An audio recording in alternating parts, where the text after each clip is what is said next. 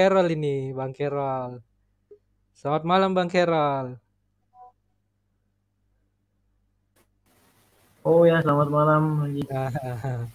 Biasanya Bagaimana selamat kabarnya sore Bang? dari lalu, sekarang 2 kali selamat malam.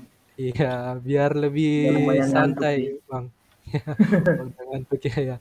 Ya mungkin ada yang ingin ditanyakan lagi nih pada malam hari ini Bang, silakan. Oke ya, terima kasih. Jelas suara saya? Buka untuk TK dengan kelompok bermainnya. Lalu kemudian di Oh, jelas ya suara saya, baik. Ya, Ya, terima kasih. jelas-jelas. Oke. Jadi gini kan, seperti biasa kan kita, oh ada, wow, wow, wow. Oke. Em, mau jumpa lagi dengan kawan-kawan dari sebelah, channel sebelah. Ini saya biasa seperti biasa dalam diskusi sudah tidak lazim, sudah sesuatu yang lazim untuk memahami bahwa agama Islam adalah agama agama solusi ya, agama solusi. Demikian juga dari Bang Alwan juga seperti kali lalu dijelaskan soal Islam sebagai suatu agama solusi. Sayangnya tadi di channel ya di channel Michan tadi saya seakan-akan dipikirkan bahwa atau terkesan saya ini dianggap mendukung transgender. Padahal sebelumnya dan sebenarnya memang tidak demikian ya. Karena saya melihat sempat dalam di berita ya, berita baru-baru ini ada dua saudara Amasya dan Aprilia sebelumnya, jadi yang sudah berubah nama mereka, Aprilio dan Armansyah Manganang dan Aprilio Manganang. Nah, mereka kan adalah orang-orang yang sebelumnya sudah diketahui diterima secara umum dalam jangka waktu yang lama, cukup lama diterima sebagai wanita, tapi kemudian bahkan berprestasi sebagai wanita di bidang olahraga voli. Tapi kemudian apa yang ada di tubuh mereka dan juga jiwa mereka ternyata tidak sedemikian ya, ternyata bukan wanita seutuhnya. Nah, karena itu kemudian mereka operasi dan jadilah sekarang mereka laki-laki tulen. Nah, proses operasi ini tidak luput dari kepiawaian para ahli medis bidang kedokteran. Nah, ini ahli medis di bidang kedokteran yang membuat permasalahan mereka berdua mendapatkan solusinya, yakni ya lewat operasi tadi ya. Nah, dari contoh kasus unik ini saya melihat bahwa solusi-solusi tertentu juga ternyata kelengkapannya berasal dari kita syukuri dari para ilmuwan, dan dari kasus masalah mereka berdua yang memberikan solusi ya ahli kedokteran atau ahli medis. Nah, dalam bidang lain juga, misalnya dalam bidang lingkungan, dalam bidang yang terkait dengan itu, bisa jadi pengalaman atau penelitian dari ilmuwan menjadi juga sarana kita untuk mempertimbangkan mencari suatu solusi. Ya, misalnya dari ahli lingkungan, ahli ekonomi, ahli teknologi, ahli nutrisi atau gizi, kedokteran medis juga. Ya, jadi mengenai solusi ini kita tidak luput dari katakanlah tangan ketiga ya, boleh dibilang oknum ketiga atau tangan ketiga. Ya, jadi gimana kira-kira dengan fenomena ini?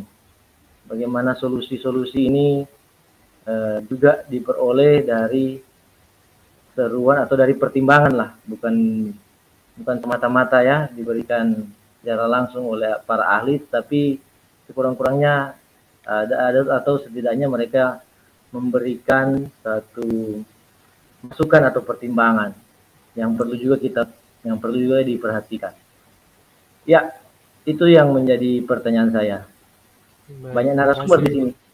Ya, Terima terima kasih Bang Kerol untuk pertanyaannya. Oke, mungkin Gurunda ingin memberikan tanggapannya, menjawab pertanyaan dari Bang Kerol.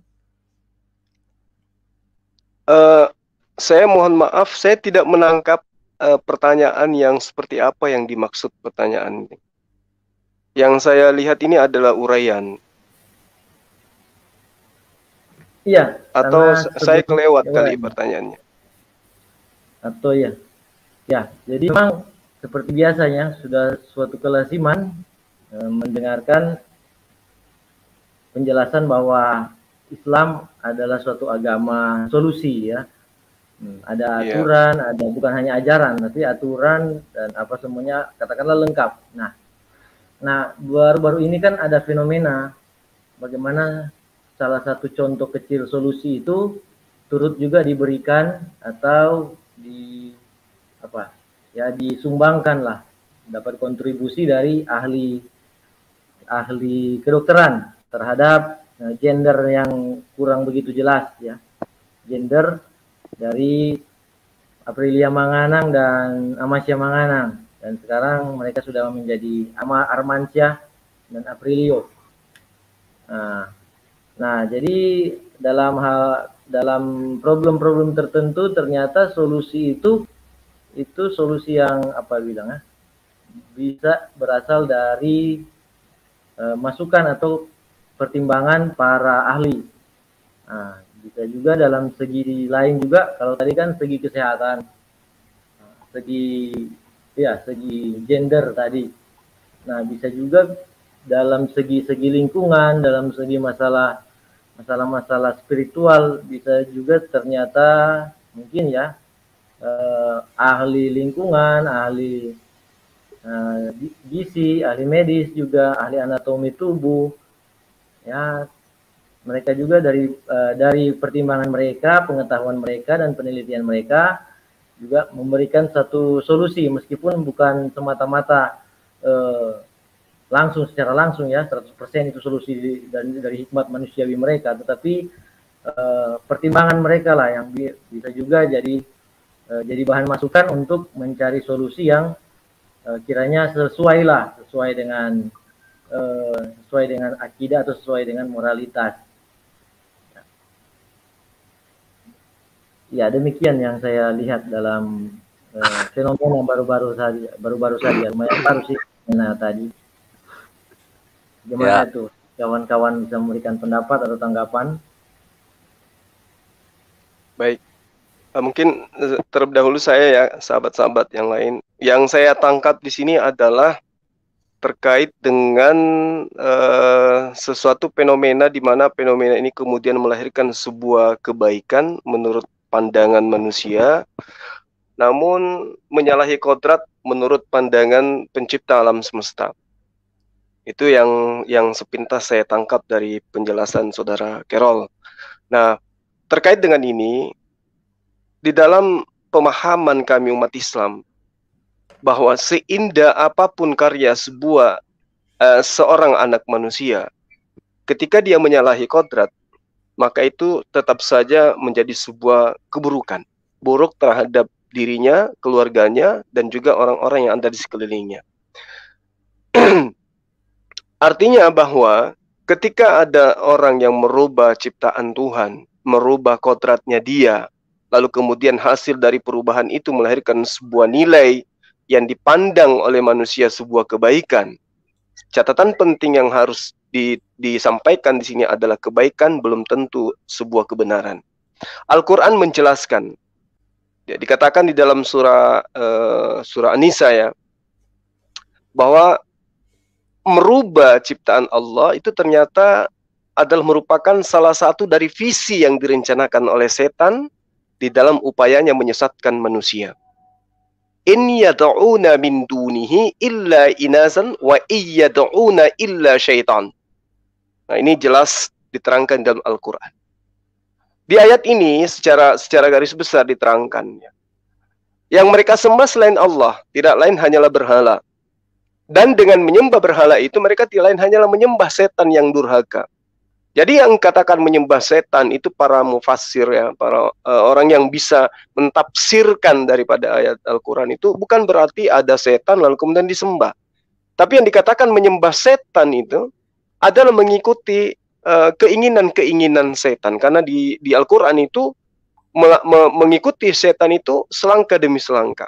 Jadi setan itu tidak menyesatkan manusia sekaligus, tapi selangkah demi selangkah.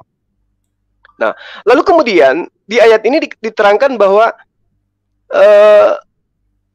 setan itu seakan-akan membisikkan kepada manusia, saya benar-benar akan mengambil dari hamba-hamba engkau bahagian yang sudah ditentukan untuk saya, dan aku benar-benar akan menyesatkan mereka. Nah, ini yang kemudian menjadi sebuah kekuatan bagi setan untuk bisa menyesatkan manusia, karena memang dia minta kepada Allah bahwa setan akan menyesatkan manusia, bahwa setan akan membangkitkan angan-angan kosong manusia. Lalu kemudian setan ini menyuruh, ya, orang-orang yang berangan-angan kosong ini untuk merubah diri.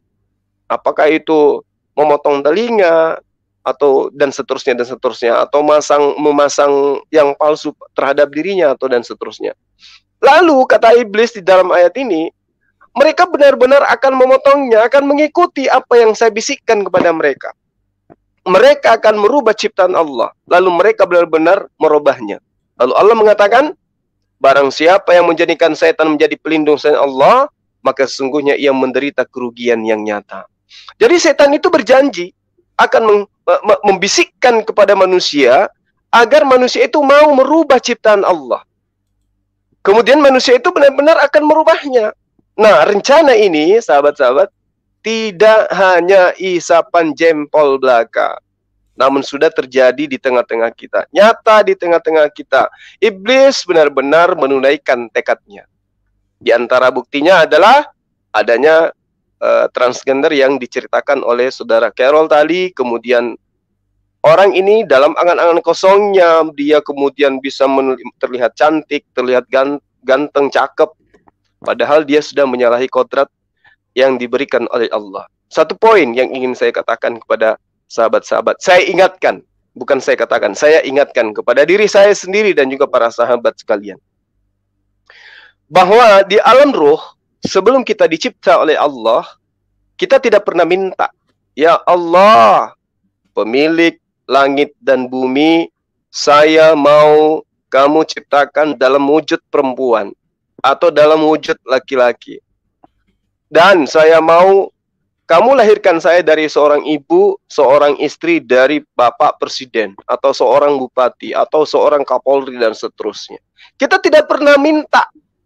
Seketika Allah menciptakan kita, kun fayakun, jadi laki-laki, jadi perempuan, lahir dari rahim seorang ibu bernama si Fulan, di kota ini, di desa ini, tahun sekian, hari ini, dan seterusnya.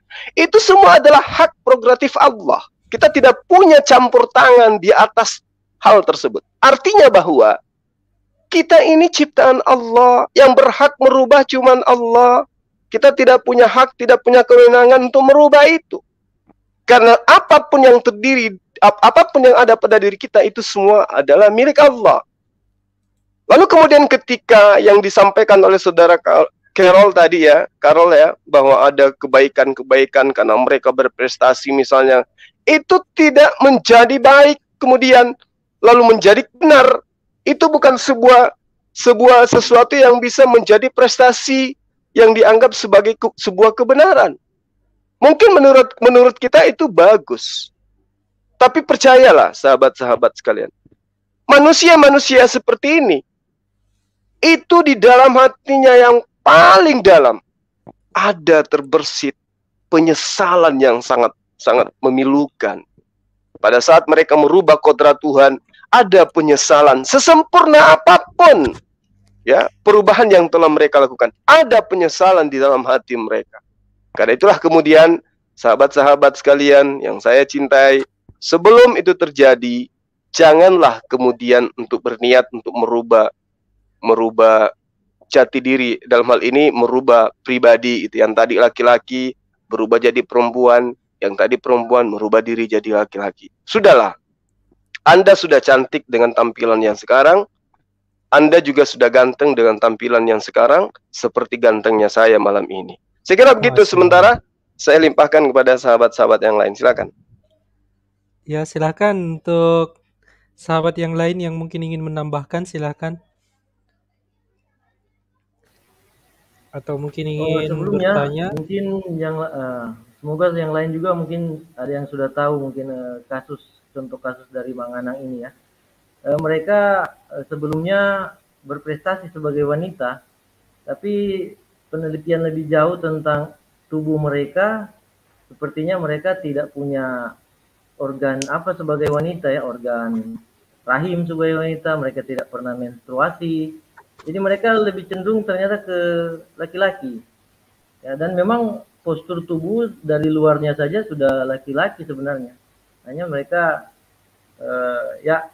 mereka mengidap hipospadia, ya, hipospadia itu. Sejak kecil mereka sudah mengidap itu. Baru dewasa baru ditelusuri lebih jauh dan dilakukan operasi kepada mereka. Begitu kasus mereka yang saya tahu. Oke lah, saya ikut menanggapi, boleh? Ya, silakan Bang, silakan. Tafadhal Bang. Bismillahirrahmanirrahim. Assalamualaikum warahmatullahi wabarakatuh. Untuk akhi Zuma dan untuk akhi-akhi yang lain, ada akhi Julius dan akhi Slayer, dan selamat malam untuk Bro Kerel ya.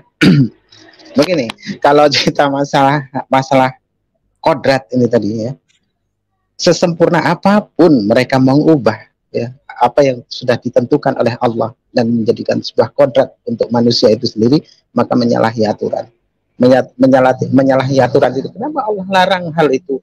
Ketika seseorang laki-laki menjadi perempuan, perempuan menjadi laki-laki, lalu mereka berhubungan badan, apakah mereka akan mendapatkan keturunan? Tentu tidak.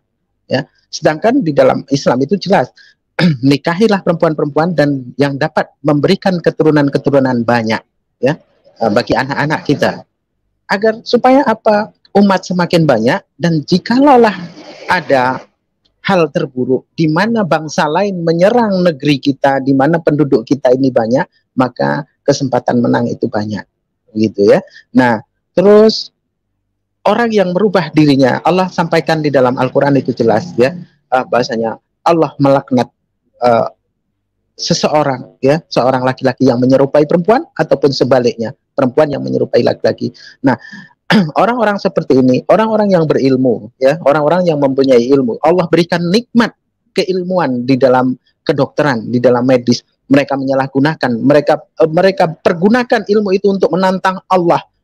Mereka pergunakan ilmu itu untuk melanggar larangan-larangan dari Allah, maka terlaknatlah mereka. Sesungguhnya mereka bukanlah orang yang ahli surga, dan mereka lah yang akan merusak tiang-tiang bangsa ya, secara umum gitu. Maka di sini Islam itu melarang keras. Oleh karena apa? Tidak akan pernah ada perkembangan dan hanya mengundang bala. Di mana pada zaman dahulu ya, pada zaman dahulu pun di dalam Al-Quran maupun di dalam Bible itu jelas, seseorang yang laki-laki yang menyukai perempuan, laki-laki dan perempuan yang menyukai perempuan, di situ Allah laknat. Sehingga hingga detik ini manusia-manusia itu tersungkur menjadi batu, dan ilmuwan-ilmuwan Kristen jugalah yang menemukannya, kan begitu, melalui panduan Al-Quran. Nah, di sini maka mereka tidak belajar betapa Allah murka. Maka di dalam Islam itu tegas. Contoh saja seperti, maaf ini saya sebutkan, Dorce malam siapa tuh? Dorce malam siapa artis tuh. Dia menyalahi aturan, di mana dia tuh berpenyakit. Kenapa tidak penyakit yang ada di dalam dirinya sehingga dia menjadikan merasa dia itu adalah seorang perempuan? Kenapa bukan itu yang disembuhkan? Kok malah buang-buang hartanya untuk menyempurnakan apa yang menjadi keinginannya, apa yang menjadi penyakitnya gitu. Malah ganti gender segala macam, ya. Berapa biaya yang harus dikeluarkan untuk mengganti gendernya? Kenapa tidak dipakai untuk mengobati penyakit yang ada di dalam dirinya sehingga dia seorang laki-laki merasa dirinya perempuan, ataupun sebaliknya dia seorang perempuan tapi merasa dirinya laki-laki. Nah, ini di dalam Islam jelas dilarang, dan di Saudi itu pernah terjadi. Ada laki-laki penyuka laki-laki, lalu mereka dikumpulkan di tengah lapang, mereka pancung salah satu dari mereka, ya, puluhan orang dibawa ke tengah lapang, siap itu dipancung lehernya, yang lain semuanya sembuh, gitu. Jadi di sini Islam mempunyai solusi, ya kalaupun tidak di secara medis mereka tidak mempunyai keinginan untuk sembuh, tentu tidak akan sembuh, karena sesungguhnya Allah memberikan penyakit, tentu Allah juga memberikan penawarnya. Itu saja, monggo. Masya Allah, terima kasih Bang untuk tanggapannya. Mungkin sahabat yang lain ingin menanggapi juga, silahkan, ingin menambahkan juga. Jadi saya berikan sedikit informasi untuk pemirsa yang ada di live chat yang mungkin ingin bertanya, silakan mencantumkan pertanyaannya di live chat. Pertanyaan yang terpilih insya Allah nanti akan dijawab di The Arena ini. Jadi untuk sahabat-sahabat yang mungkin ingin bertanya dan tidak ingin tampil, bisa menyematkan pertanyaannya di live chat. Nanti admin akan memilih pertanyaan siapa yang akan naik dan akan dijawab oleh sahabat yang ada di sini semua. Saya boleh bertanya nggak? Silakan Gurunda. Baik, saya ingin bertanya ke Bang Ali atau ke Adinda Slayer ya, Penatua. Di dalam kitabnya sahabat kita Kristen, Yohanes 13 nomor 23 terbitan tahun 2018, terjemahan maksudnya ya, AYT ya. Di situ diterangkan bahwa salah seorang murid Yesus duduk bersandar pada dada Yesus. Dialah murid yang sangat dikasihi oleh Yesus. Saya ingin tahu, apakah ayat ini yang bersandar di dada Yesus ini murid laki atau murid perempuan? Kalau murid perempuan, berarti kalau dia bukan istrinya, berarti ini sudah mendekati zina berdasarkan Matius 5 nomor 28. Siapa yang memandang seorang wanita, lalu kemudian mengingini dalam hatinya, maka dia sudah berzina. Kalau dia murid laki-laki, apakah bukan ayat ini yang menjadikan landasan para penerbit kitab gospel gay yang ada di luar sana? Yang mana di dalil ini nyata ada seorang yang bersandar di dada Yesus. Silakan untuk sahabatku Ali Musa dan juga sahabat Dinda Kelvin, Yohanes 13 nomor 23. Mangga. Siapa dulu nih? Abangku Musa dulu deh, Tafadol. Enggak, tidak, akhi Slayer saja dulu. Monggo. Oh, siap kalau gitu. Jadi untuk pertanyaan Guru Nazuma ini emang ini ya, pedang bermata dua gitu. Ini cukup sulit untuk dijawab tegas oleh para pemberi syubhat muslim gitu ketika kita tanyakan ini kepada mereka ya. Karena ya kalau cewek berarti Yesus berzina. Kalau misalnya cowok ya berarti Yesus secara implisit pro LGBT kan gitu jadinya. Agak susah jadinya Gurunda. Cuman secara linguistiknya di sana memang menggunakan pronomina untuk laki-laki gitu loh. Sehingga ya lebih condong kepada Yesus ke situ deh. Itu Gurunda. Terus aku kalau misalnya ini ya tambahin juga, memang dalam dalam kekristenan itu LGBT ini bisa kita lihat pertama yang ayat yang Guru Nazuma bawa, sama yang kedua adalah kisah Yonatan dengan Daud gitu loh. Yang mereka saling berromansa, memuji-muji gitu, bahwa mencintai dirinya Daud dan Saul melebihi cinta pada diri sendiri. Lalu sebelum berpisah mereka saling berciuman. Ini kan apa ya, menjadi dalil-dalil penguat para kekristenan yang taat tapi LGBT di Eropa dan Amerika sana. Terus yang terakhir itu Sacred Kiss ya, Ivan Villa sekalian. Bentar, aku kinin dulu. Aku share screen dulu.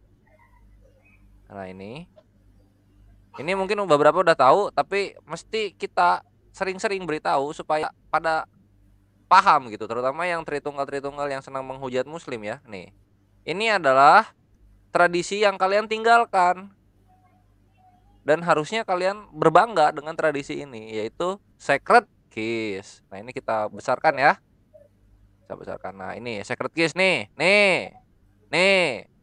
Ini Gurunda, ini Abangku Musa dan Ivan Villa yang ada di majelis StreamYard Arena. Nih, lihat nih. Kurang apa coba? Kurang ini gara-gara si Carol ini bawa tema ini. Waduh, gawat. Aduh, ini Carol salah ini bawa tema ini. Nah, lihat nih, ini ketika Petrus dan Saulus berpisah ya, mereka menggunakan ciuman kudus terlebih dahulu. Bibir ketemu bibir. Nah, nih. Ini siapa ya ini ya? Ini kalau nggak salah Yudas dan Yesus kalau nggak salah ya. Bibir ketemu bibir. Ini nih Yudas yang Yesus salah nih. Bibir ketemu bibir. Bibir ketemu bibir. Jadi ya memang itu siapa emang foto kayak begitu tuh? Ini Saul Tarsus sudah pasti ini Gurunda. Yang botak begini ini Saul Tarsus ini. Nah, ini kurang tahu siapa. Ini mungkin mantannya atau siapalah. Nah, jadi memang begitulah keadaan mereka dahulu kala gitu. Yang kita lihat budaya-budayanya masih ada sampai sekarang. Tuh kan ya. Terlukis dengan jelas dan gamblang, bibir ketemu bibir. Gitu. Selamat datang di kebenaran. Inilah tradisi kalian. Jadi, tapi itu yang mengatakan gospel gay itu betul ada ya? Bisa di-share screen nggak? Gospel untuk ini. Iya. Untuk versi Yohanes 13:23 tuh. Yang dikhususkan untuk LGBT. Gospel gay. Coba. Ada benar nggak tuh? Gospel gay itu. Gospel gay Bible.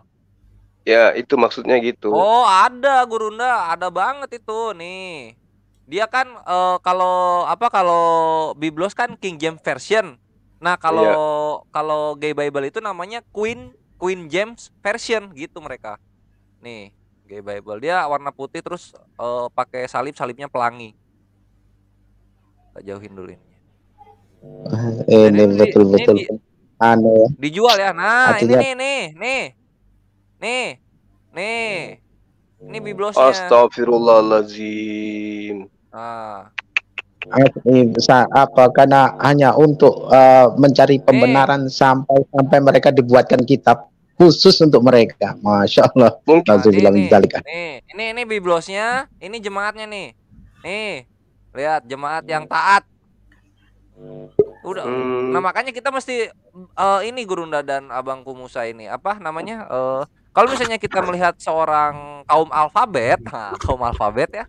Terus kita mesti tanya dulu agamanya apa? Oh, kami dari kekristenan. Nah, kita di situ bertoleransi. Biarkan gitu. Kalau muslim baru kita nasihatin, kalau Tritungs ya kita biarkan. Itu indahnya toleransi. Itu mungkin dari Benato atau Farul, Abang Musa. Oke, itu artinya memang di mana jelas di sini membuktikan bahwasanya Bible itu dituliskan atas dasar hawa nafsu manusia. Jadi bukan datang dari Tuhan. Oleh karena apa? Kalaupun memang itu berasal dari Tuhan, tentu mereka tidak akan berani mengubah ayat di mana ayat itu diperuntukkan bagi orang yang menyimpang. Sampai-sampai orang yang menyimpang seperti ini pun dibuatkan secara khusus ayat-ayat Bible itu sendiri. Dan saya meyakini di dalamnya tertulis pasti berbeda dengan kitab-kitab yang diimani oleh orang-orang yang tidak artinya orang-orang Kristen biasa lah ya, yang tidak penyuka sesama jenis. Jadi jelas bagi orang-orang yang mau berpikir di sini seharusnya mengkaji ulang ya, apakah benar Bible itu firman Tuhan yang wajib diimani sebagai kitab suci. Nah itu saja sih, monggo. Karena saya tengok, semakin mendekati kiamat ya. Jadi kiamat itu bukan umat Islam yang menciptakan, tapi mereka sendiri yang mendekatkan. Gitu. Mereka yang mendekatkan, mereka tidak belajar dari bangsa-bangsa terdahulu yang dimana Allah binasakan dengan hal-hal seperti itu. Gitu. Oke, monggo.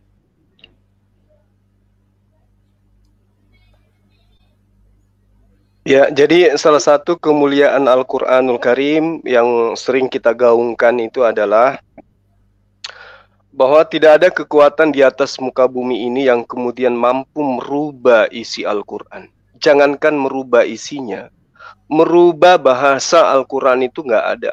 Tidak ada kekuatan yang mampu merubah itu. Sebenci-bencinya sebuah negara terhadap Islam, ya, mereka membuat tipu daya dengan mengatasnamakan Islam, Islam teroris, Islam rasis, dan seterusnya. Tapi mereka tidak punya kekuatan merubah Al-Quran. Misalnya ketika Al-Quran masuk ke dalam sebuah negara yang benci Islam, mereka tidak bisa, begitu Al-Quran itu masuk ke negara mereka, dipersyaratkan Al-Quran kudu diganti bahasanya menjadi bahasa mereka. Nggak bisa. Tetap saja, sebenci-bencinya mereka terhadap Islam, tetap saja ketika Al-Quran masuk ke negara mereka, tidak ada kekuatan yang mampu mereka gunakan untuk merubah Al-Quran. Tetap saja Al-Quran itu menggunakan bahasa aslinya. Berbeda dengan kitab mereka, seperti yang diterangkan Bang Ali. Ya, siapapun bisa merubahnya. Siapapun bisa menulis kalimat atau kata di dalamnya. Dan itu tidak akan pernah menuai protes. Kenapa? Karena masing-masing versi itu banyak. Di Indonesia kita ini aja beda-beda. Terjemahan 1974, terjemahan 2018, terjemahan 1954, terjemahan 1985, terjemahan 2014, 2008, 2011, 2000, semua beda-beda. Jadi kayak mana mau dipertanggungjawabkan ini?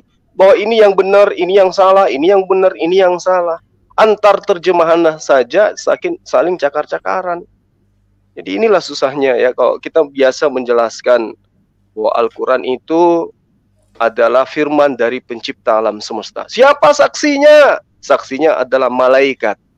Siapa nama malaikatnya? Jibril. Mereka tertawa. Itu lucunya di situ. Mereka akan tertawa. Hahaha. Mereka ini lebih percaya kesaksian orang yang tidak jelas daripada malaikat. Sementara malaikat itu adalah makhluk suci yang datang kepada ibu Tuhan mereka ketika ibunya mau menghamilkan Tuhannya mereka, Jibril. Ya, jadi kesaksian Jibril itu jauh lebih akurat daripada kesaksian bermiliar manusia. Siapa yang menjadi saksi Al-Quran datang pada Rasulullah Muhammad SAW dalam Gua Hira? Jibril. Jibril tidak diragukan kesaksiannya dibandingkan Lukas, Markus, Matius, Venus, Neptunus. Kenapa lari ke sana? Paulus dan seterusnya.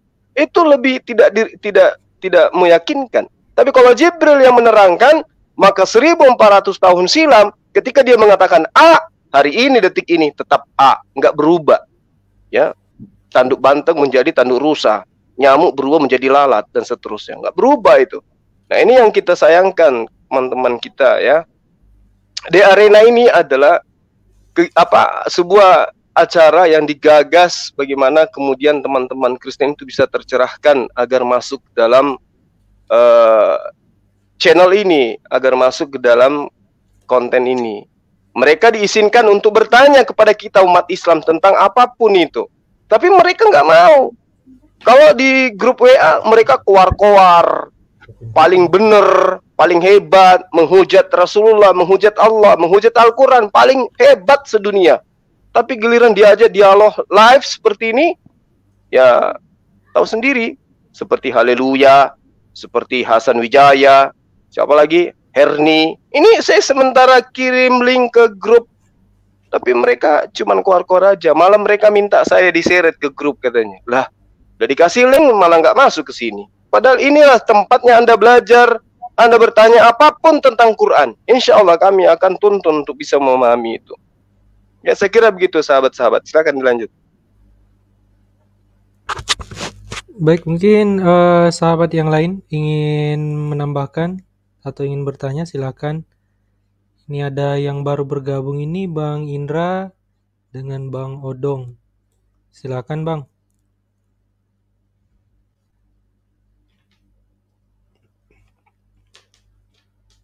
Oke, atau mungkin dari Bu Nisma ingin menambahkan mungkin dari pembahasan yang tadi, silakan.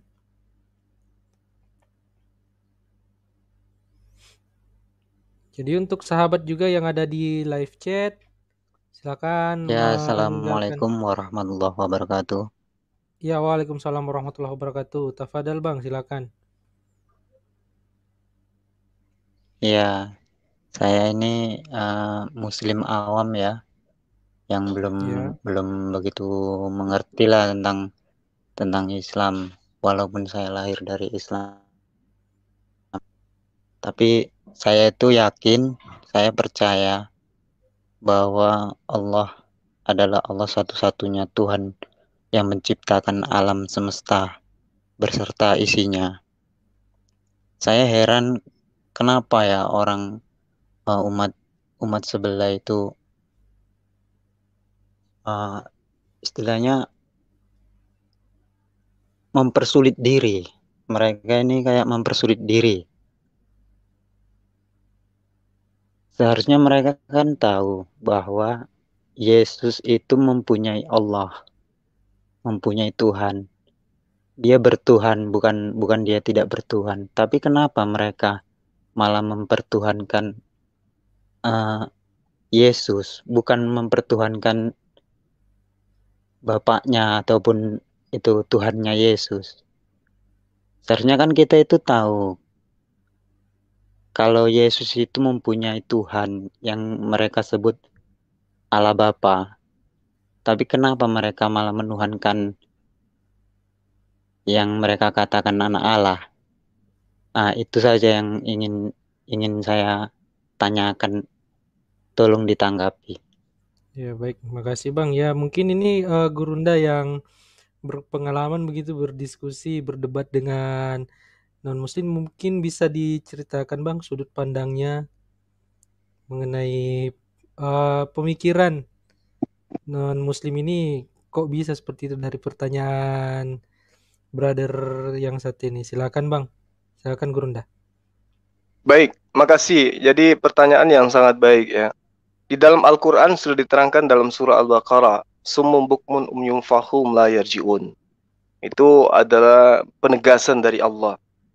Kemudian di dalam kitabnya Nabi Musa juga diterangkan, ya, barang siapa yang mengutuk engkau Abraham, maka aku akan mengutuk mereka. Barang siapa yang memberkati engkau Abraham, maka aku akan memberkati mereka. Umat Islam di dalam kehidupan sehari-hari sibuk dengan memberkati Abraham alaihissalam. Mereka sibuk mengutuk Abraham dengan menuduh Abraham itu pezina, memiliki anak haram. Abraham sebagai orang yang tidak sabaran. Bahkan tidak jarang di antara mereka itu ya, menuduh Abraham ini adalah seorang laki-laki yang tidak sabaran menunggu daripada apa yang Tuhan aturkan kepadanya. Maka dia jatuhnya kepada orang yang senantiasa mengutuk Abraham. Dia katakan Ismail alaihissalam itu adalah anak zina, anak haram. Berarti mereka menuduh secara langsung kepada Abraham ini pezina. Itulah yang menyebabkan kenapa mereka sulit untuk mendengarkan apa yang menjadi hikmat kebenaran dari Allah. Itu yang pertama. Kedua, sangat boleh jadi apa yang kemudian ditegaskan oleh kitab mereka sesuai dengan pernyataan Matius 5 nomor 28 bahwa mereka ini semua adalah anak dari hasil zina. Di ayat itu sangat jelas diterangkan bahwa aku Yesus berkata kepadamu, setiap orang yang memandang perempuan serta menginginkannya, maka dia sudah berzina dengan dia di dalam hatinya. Nah, mereka sebelum kawin memandang, laki-laki memandang perempuan, menginginkan perempuan tersebut. Kemudian mereka kawin, punya anak, hasilnya zina. Hasil zina bukan karena ini kita hanya menjabarkan dalil ya. Karena ini anak zina, lalu kemudian setiap hari sejak dia dilahirkan diajarkan makan, minum, makanan yang diharamkan oleh Allah. Lalu kemudian ketika mereka meranjak untuk mengerti baik buruk, mereka diajak menyembah selain kepada Allah, maka jatuhnya kepada apa? Susah hatinya menerima kebenaran. Di dalam kitab mereka senantiasa diterangkan. Ada ratusan, bahkan ribuan, bahkan hampir seluruhnya dari dalil yang ada di dalam kitab mereka menerangkan kedudukan Yesus itu hanya sebagai apa? Sebagai utusan, sebagai ciptaan, sebagai nabi, sebagai rasul Allah. Lalu kemudian kenapa mereka nggak bisa menerima itu? Itu tadi, hatinya ditutup oleh kutuk, hatinya ditutup oleh apa yang kemudian Allah terangkan di dalam kitab Kejadian. Aku akan mengutuk siapapun ya yang telah mengutuk engkau Abraham. Kemudian di dalam kitab Matius juga diterangkan bahwa engkau menyeberangi lautan, engkau menjelajahi daratan untuk kemudian menjadikan seorang itu menjadi pengikut agamamu. Lalu kemudian dia yang kau ikutkan ke agamamu itu akan menjadi 2 kali lebih sesat, 2 kali lebih jahat daripada engkau. Nah, kalau Paulus masih nyata, dia mengaku, aku menuliskan bukan sesuai dengan firman Tuhan, tapi yang kutuliskan ini berdasarkan atas keinginanku sendiri. Aku telah menjeratmu dengan tipu daya dan seterusnya. Paulus ini jujur. Berarti Paulus ini biar bagaimanapun dia sudah ngaku dirinya itu bukan utusan Tuhan. Secara tidak langsung dia ngaku seperti itu. Yang masalah adalah orang yang hidup di zaman sekarang. Sudah era digital, internet, bisa mencari apapun yang mereka ingin pelajari. Tapi susah untuk menerima kebenaran itu. Sudah datang para kristolog, tua masjid di mana-mana, samping kiri kanan muka belakang rumah mereka dikumandangkan Allah Maha Besar, Allah Maha Suci.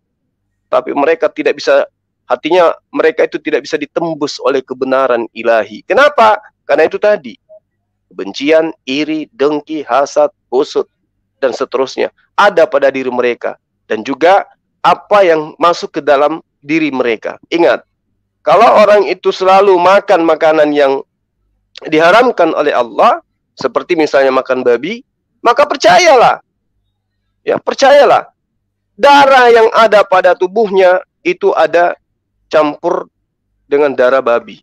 Daging yang ada pada dirinya itu ada campuran daging babi. Karena apa yang kita makan itu akan menjadi saripatinya menjadi apa yang ada di dalam tubuh kita. Apa yang kita nikmati hari ini itu akan meresap ke dalam tubuh kita. Jadi yang makan anjing, makan babi, itu akan mempengaruhi kepada perilaku, cara pikir, pola hidup, karakter. Sehingga ketika diajarkan kebenaran, tidak ada Tuhan selain Allah. Diajarkan oleh kitabnya sendiri, diajarkan oleh Al-Quran, diajarkan oleh kitabnya Bani Israel.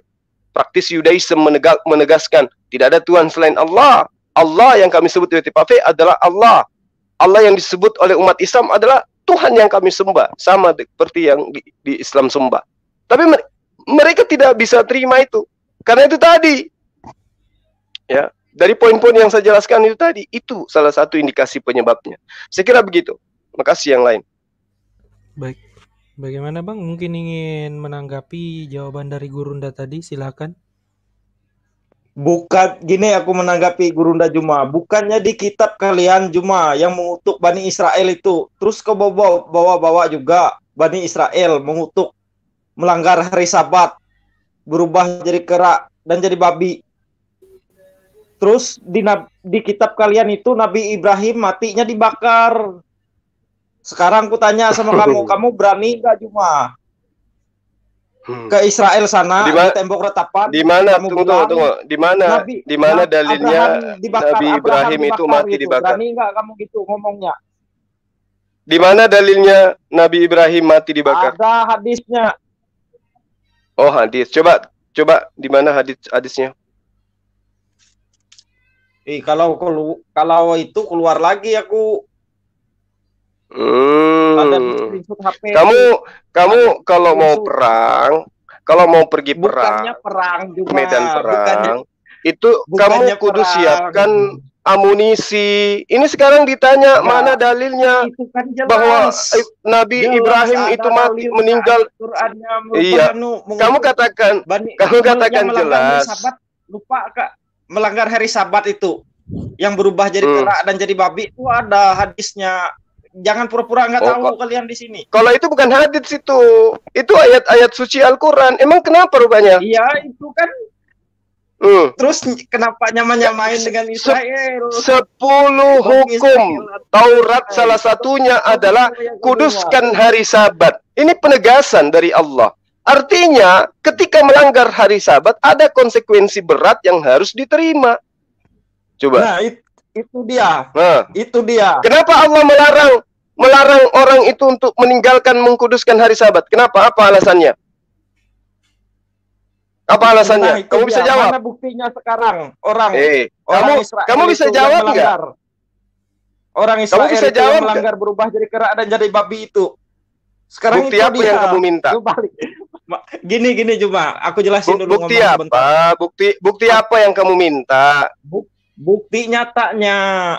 Nyata gimana? Iya, bukti yang kayak mana? Gini.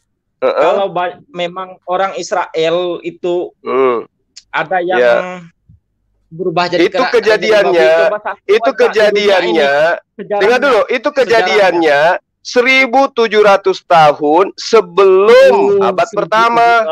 Berarti sekarang sudah 3.000 tahun, 4.000 tahun kurang lebih. Terus bukti apa yang kamu mau minta dari orang yang dikutuk itu? Kamu mau orang itu masih hidup sampai hari ini? Mau?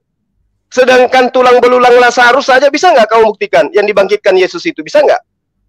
Itu terjadi di abad pertama loh. Kejadian yang babi itu sebelum Masehi, 1.700 sebelum Masehi. Lazarus dibangkitkan oleh Yesus, benar nggak itu cerita? Kalau benar, mana bukti tulangnya? Coba. Oh benar. Abad pertama loh. Itu ada makamnya. Sekarang, ilmuwan mana yang menemukan makamnya Lazarus? Aku bingung. Ada. Coba kau. Ya sudah, gini aja. Kamu bertanya aja, nggak usah menerangkan karena kamu nggak ada ilmu. Kamu bertanya, saya menjawab, jangan menyangga karena kamu adalah double kosong. Ngerti? Oh, kamu itu ibarat botol kosong yang ditutup rapat, dibuang ke samudra, setetes pun tidak bisa masuk ke dalam botol kosong itu. Terus. Nah sekarang kalau orang yang makan sekarang gini, silakan saudara bertanya. Apa yang Anda ingin tanyakan? Gak, gini kan kamu tadi kan cuma gini, kita santai ya. Kamu tadi kan ngomong. Lah yang tidak santai kan situ yang selalu mau datang bawa pedang, mau sembelih orang. Ya udah, artinya malam ini kamu nggak lagi mabuk. Silakan. Kamu lagi tidak dibawa kuasa alkohol berarti. Di dalam tubuhnya ada masih daging anjing dan daging babi. Gitu kan? Oh iya jelas. Kan? Oh betul itu. Oke.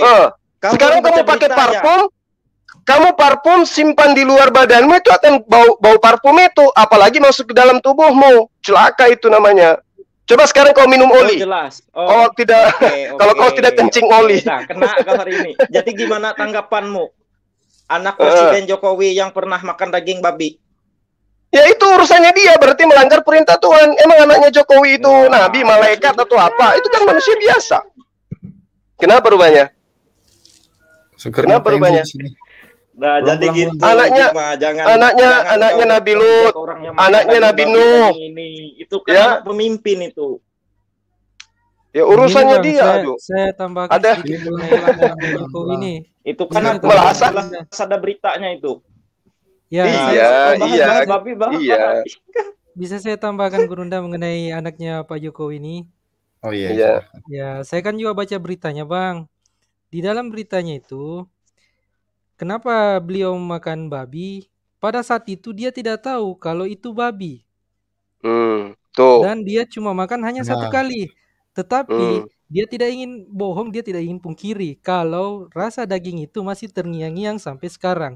Tapi konteks ketika dia memakannya itu karena tidak sengaja. Terus dia bilang dia kan daging yang terenak yang pernah aku makan, dia bilang dia itunya tuh. Ya, terus kenapa? Ya, betul. Terus kenapa? Iya, emang daging babi enak dimakan. Iya, emang enak. Dia belum nyoba aja sate kambing tampak segaran. Pulang aja seger pulang. Apa disodorin sate kambing tampak segaran? Mau babi dari Greenland juga. Kalau di berat Kalau dikata daging babi itu paling enak, itu rasa-rasanya orang manusia paling bodoh rasanya ya. Karena saya ini salah pemakan kau, Mas. Salah kau Gindu. Masalahnya orang banyak bisa nyekolahin anak di daerah-daerah itu banyak pelihara babi. Iya, asal tapi kau tahu sama Tuhan Israel, beda. Sama Tuhan Israel itu yang dibantai itu yang makan beda, babi. Mas. Kok beda? Tuhan Israel yang ngomong loh. Bang Ali, ya yang dibilang Bang Haji kan orang bisa pelihara babi itu maksudku. Jangan ke Israel. Aduh, nih lihat dulu ayatnya. Banyak orang di sini pelihara babi itu sukses semua. Ini lo lihat dulu bisa ayatnya. Bangun rumah apa-apa. Merah babi siap-siap aja. Siap-siap aja. Bang Ali, Bang Ali Musa. Engkau. Nih. Bang Ali Musa, Haji Romai Rahmat kan bilang kenapa yang enak-enak itu yang diharamkan. Saya karena itu setan ya. Jadi gitu, Slayer alias Kores. Mana ya saya 66. Nih ya saya 66 nih, lihat nih, perhatiin nih. Sebab Tuhan akan menghukum segala yang hidup dengan api, dengan pedangnya, dan orang-orang yang mati terbunuh oleh Tuhan akan banyak jumlahnya. Mereka yang menguduskan dan mentahirkan dirinya untuk taman-taman dewa ini dibantai sama Tuhan. Alkitab itu dengan mengikuti seorang yang ada di tengah-tengahnya juga kena bantai. Nah ini nih, yang memakan daging babi itu dibantai juga. Mereka semua akan lenyap sekaligus. Demikian firman Tuhan. Haleluya. War, meledak lo yang makan babi. Nah itu ya. Ini loh. Yesaya 66, 16 sampai 17. Itu kan kau baca ayat itu ini dari apa? atasnya dulu. Ini apa? Bungkus kalau kacang. Kalau kau mengharam-haramkan makanya nggak bisa maju. Apa? Kenapa? Aku pelihara babi banyak aja. sini Ya, bisa aku bangun rumah bangun apa. Gak usah munafik jadi orang tuh. Ini curhat aja sama Tuhan Israel. Bilang Tuhan Israel munafik gitu. Tuhan Israel kamu munafik. Daging babi kan enak kok kami dibantai. Nah gitu dong. Bilang gitu dong. Coba bilang kau itu baca dulu ayat atasnya, Dodol. Ini dibaca, ini udah dibaca. Sebab Tuhan akan menghukum segala yang hidup dengan api, yang banyak, dengan pedangnya. Dari awalnya makanya yang menguduskan dan mentahirkan dirinya untuk taman-taman dewa dengan mengikuti seseorang yang ada di tengahnya. Lah, yang kedua nih, yang memakan daging onta, bukan yang memakan daging babi. Gitu, mati terbunuh nanti, lu dibunuh-bunuhin sama Tuhan Israel. Nah, selamat datang di kebenaran, jangan lunglai, jangan terguncang. Gitu. Percuma kau ngutip-ngutip itu, nggak bakalan masuk. Lo kok ngutip-ngutip Tuhan Israel lo ini? Itu jelas kau Tuhan Israel. Lo tidak hormat sama Tuhan Israel. Apa? Apalagi? Kadrun ini.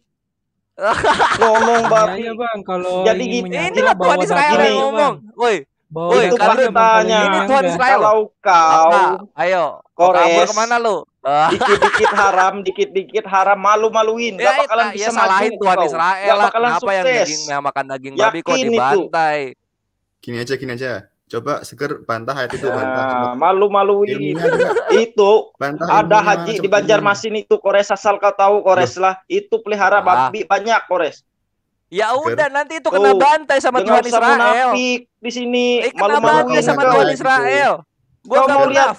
Ini loh Tuhan Israel ngomong ini loh, sebab Tuhan akan menghukum segala yang hidup dengan api dan dengan pedangnya, dan orang-orang yang mati terbunuh oleh Tuhan akan banyak jumlahnya. Sekarang gua tanya, yang makan babi banyak nggak? Woi, yang makan babi banyak nggak? Dor meninggal. Yang jelas daging babi paling enak. Aku walaupun pengangguran kayak gini, rumahku ada apa ada. Hasil ternak babi. Daging babi paling asal enak. Kau tahu, malu-maluin kalau kau dikit-dikit haram, dikit-dikit tajis. Iya. Jangan makanan yang diharamkan dimakan kok dibanggakan, gimana sih?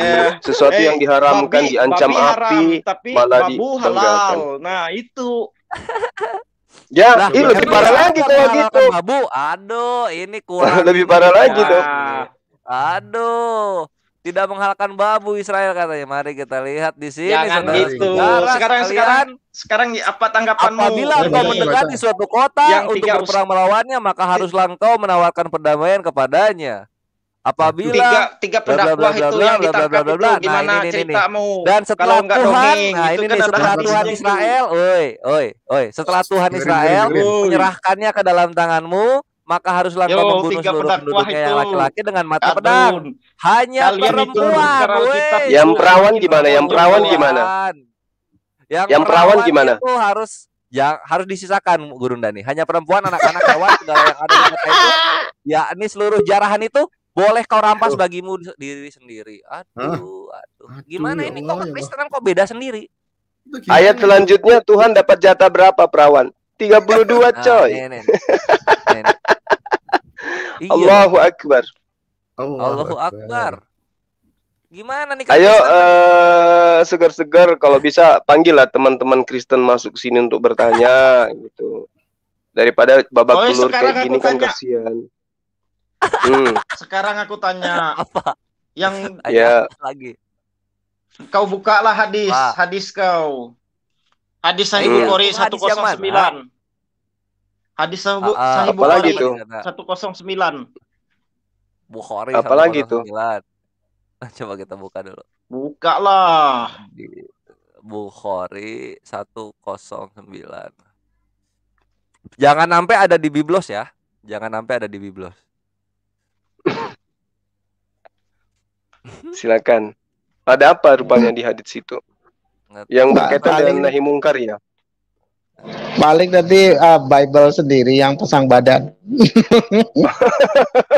Iya, jangan sampai Biblosnya pasang badan. Apa yang kemudian tertuang di situ? Demikian Abu Nu'aim menyebutkan mereka ragu antara pembunuhan dan gajah, sedangkan yang lain berkata gajah. Lalu Allah memenangkan Rasulullah SAW dan kaum mukminin atas mereka. Beliau bersabda, ketahuilah tanah Makkah tidaklah halal bagi seorang pun, baik sebelumku atau sesudahku. Ketahuilah bahwa sesungguhnya lain itu Kores, lain itu, salah itu. 1009. Gimana sih? 1009. 109.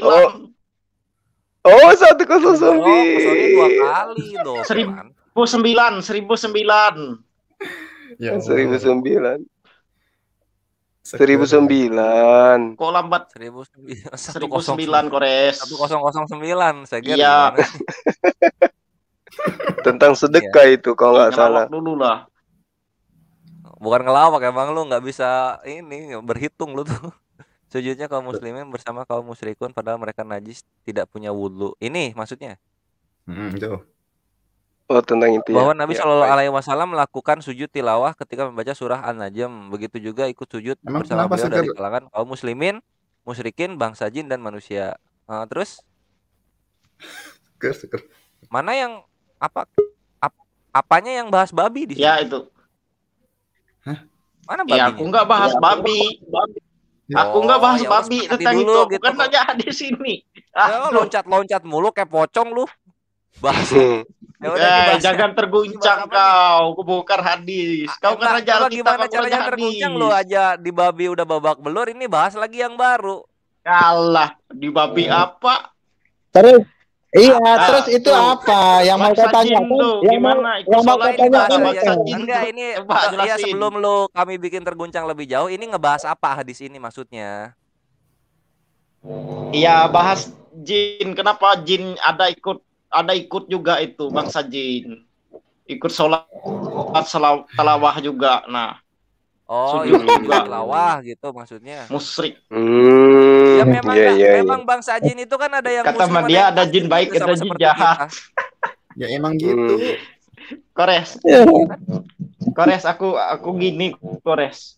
Aku kan pernah nyontek. Tapi nyontek tuh seharusnya benar semua. Kalau kita nyontek tuh loncat-loncat tuh. Ini apa dulu belum beres tuh. Ini kalau nyontek udah beres juga tapi salah berarti. Semua. Kan malu-maluin. Itu Ikam jelaskan dulu. Ikam jelaskan dulu apa yang mau Ikam tanyakan. Kan gitu.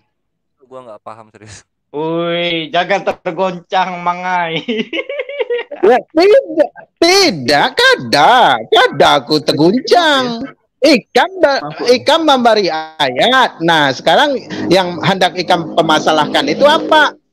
Itu.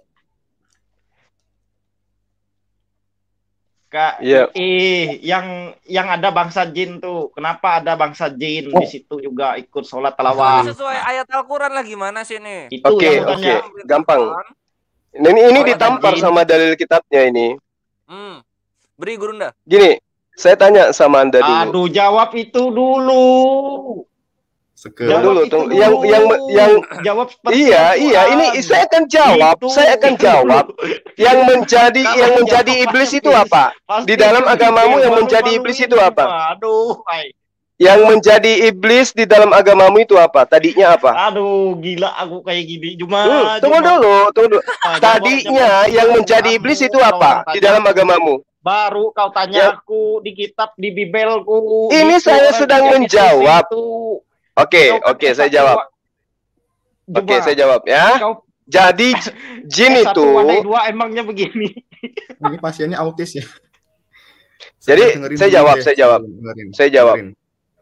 Di dalam hadits yang kamu bawa, di situ diterangkan Rasulullah Muhammad SAW melakukan sujud tilawah. Ketika beliau bersujud, maka orang-orang atau makhluk dari kalangan jin dan manusia itu juga ikut bersujud. Nah, jin ini adalah makhluk yang tadinya oleh Allah mereka memang ditugaskan hanya untuk menyembah kepada Allah.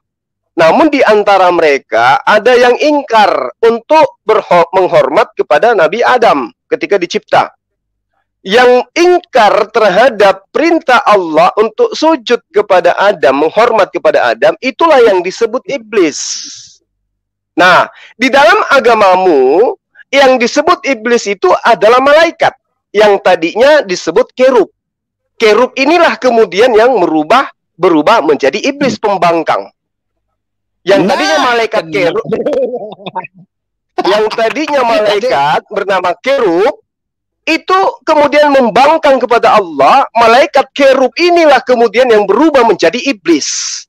Berarti ada malaikat kerub yang taat. Contoh, ya, makhluk kerub yang bermata, yang berkepala empat, satu tubuh berkepala empat, berwajah manusia, berwajah singa, berwajah lembu, berwajah raja wali. Inilah yang kemudian menjadi malaikat tunggangan Tuhanmu. Jadi Tuhanmu itu menunggangi sosok malaikat bernama kerub, satu tubuh, kepala empat. Di sebagian daripada makhluk kerub ini, malaikat kerub, ada yang ingkar, itulah yang berubah menjadi iblis. Sama dengan malaikat, sama dengan jin. Jin yang taat ada, jin yang kufur ada. Nah, jin ini, iblis ini terbuat dari dua golongan. Ada iblis dari golongan jin, ada iblis dari golongan manusia. Iblis dari golongan jin, itulah setan. Iblis dari golongan manusia, itulah kafir. Karena enggan sujud.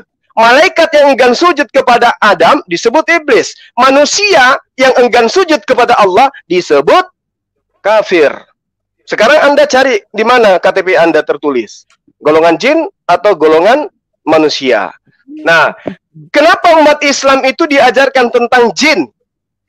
Sama ketika orang diajarkan tentang bakteri, tentang kuman.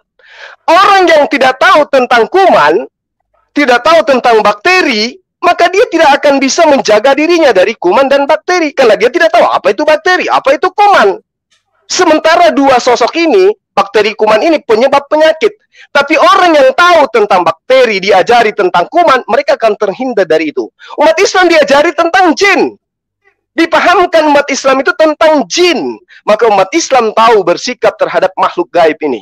Sementara kalian tidak tahu apa itu jin. Sementara yang kalian diajarkan di dalam kitab Anda, kerub adalah sosok malaikat yang kemudian ingkar kepada Allah, membangkang, ingin menyamai Tuhan pencipta alam semesta. Demikian. Udah hilang. Mana? Ya? Diculik roh. Orangnya kabur. Ya, kerubnya kabur. Inilah kalau kita menjelaskan sambil merem, kita nggak tahu lawan sudah lari. Iya itu Gurunda. Mereka tuh nggak kuat apa ya? Nggak kuat mendengarkan jawaban Muslim. Nggak kuat mereka itu. Kebakar. Dia sudah dibawa dia sudah dibawa ke hubungan kandang babi sama iblis. Dia sudah dibawa ke hubungan. Kalau Yesus dibawa ke hubungan bait Allah, dia dibawa ke hubungan kandang babi. Tuhan Israel dibilang munafik. Kacau deh. Nah jadi gitu Ikhwan Fillah ya. Seger-seger adalah perlambang sakti dari para penghujat-penghujat Muslim. Apa ya? Selalu gagah, terlihat gagah di awal, tapi ketika Muslim sudah mulai mengeluarkan argumentasi-argumentasi untuk membahas ya, untuk membalas apa yang disyubhatkan, ringkih mereka itu, mental, telinga, dan rohnya nggak kuat untuk mendengarkan gitu kan. Karena kalau misalnya diterusin lebih jauh, dia nanti kecekek, nggak bisa menjawab apa-apa lagi gitu loh. Orang udah jelas-jelas kok bangsa jin itu ada yang Muslim, ada yang kafir. Sama seperti roh yang di keimanan mereka. Roh keimanan mereka kan ada juga yang ini. Ada juga apa ya namanya? Ada yang kudus, ada yang jahat. Yang kocaknya yang jahat ini datang dari Tuhan Israel juga gitu.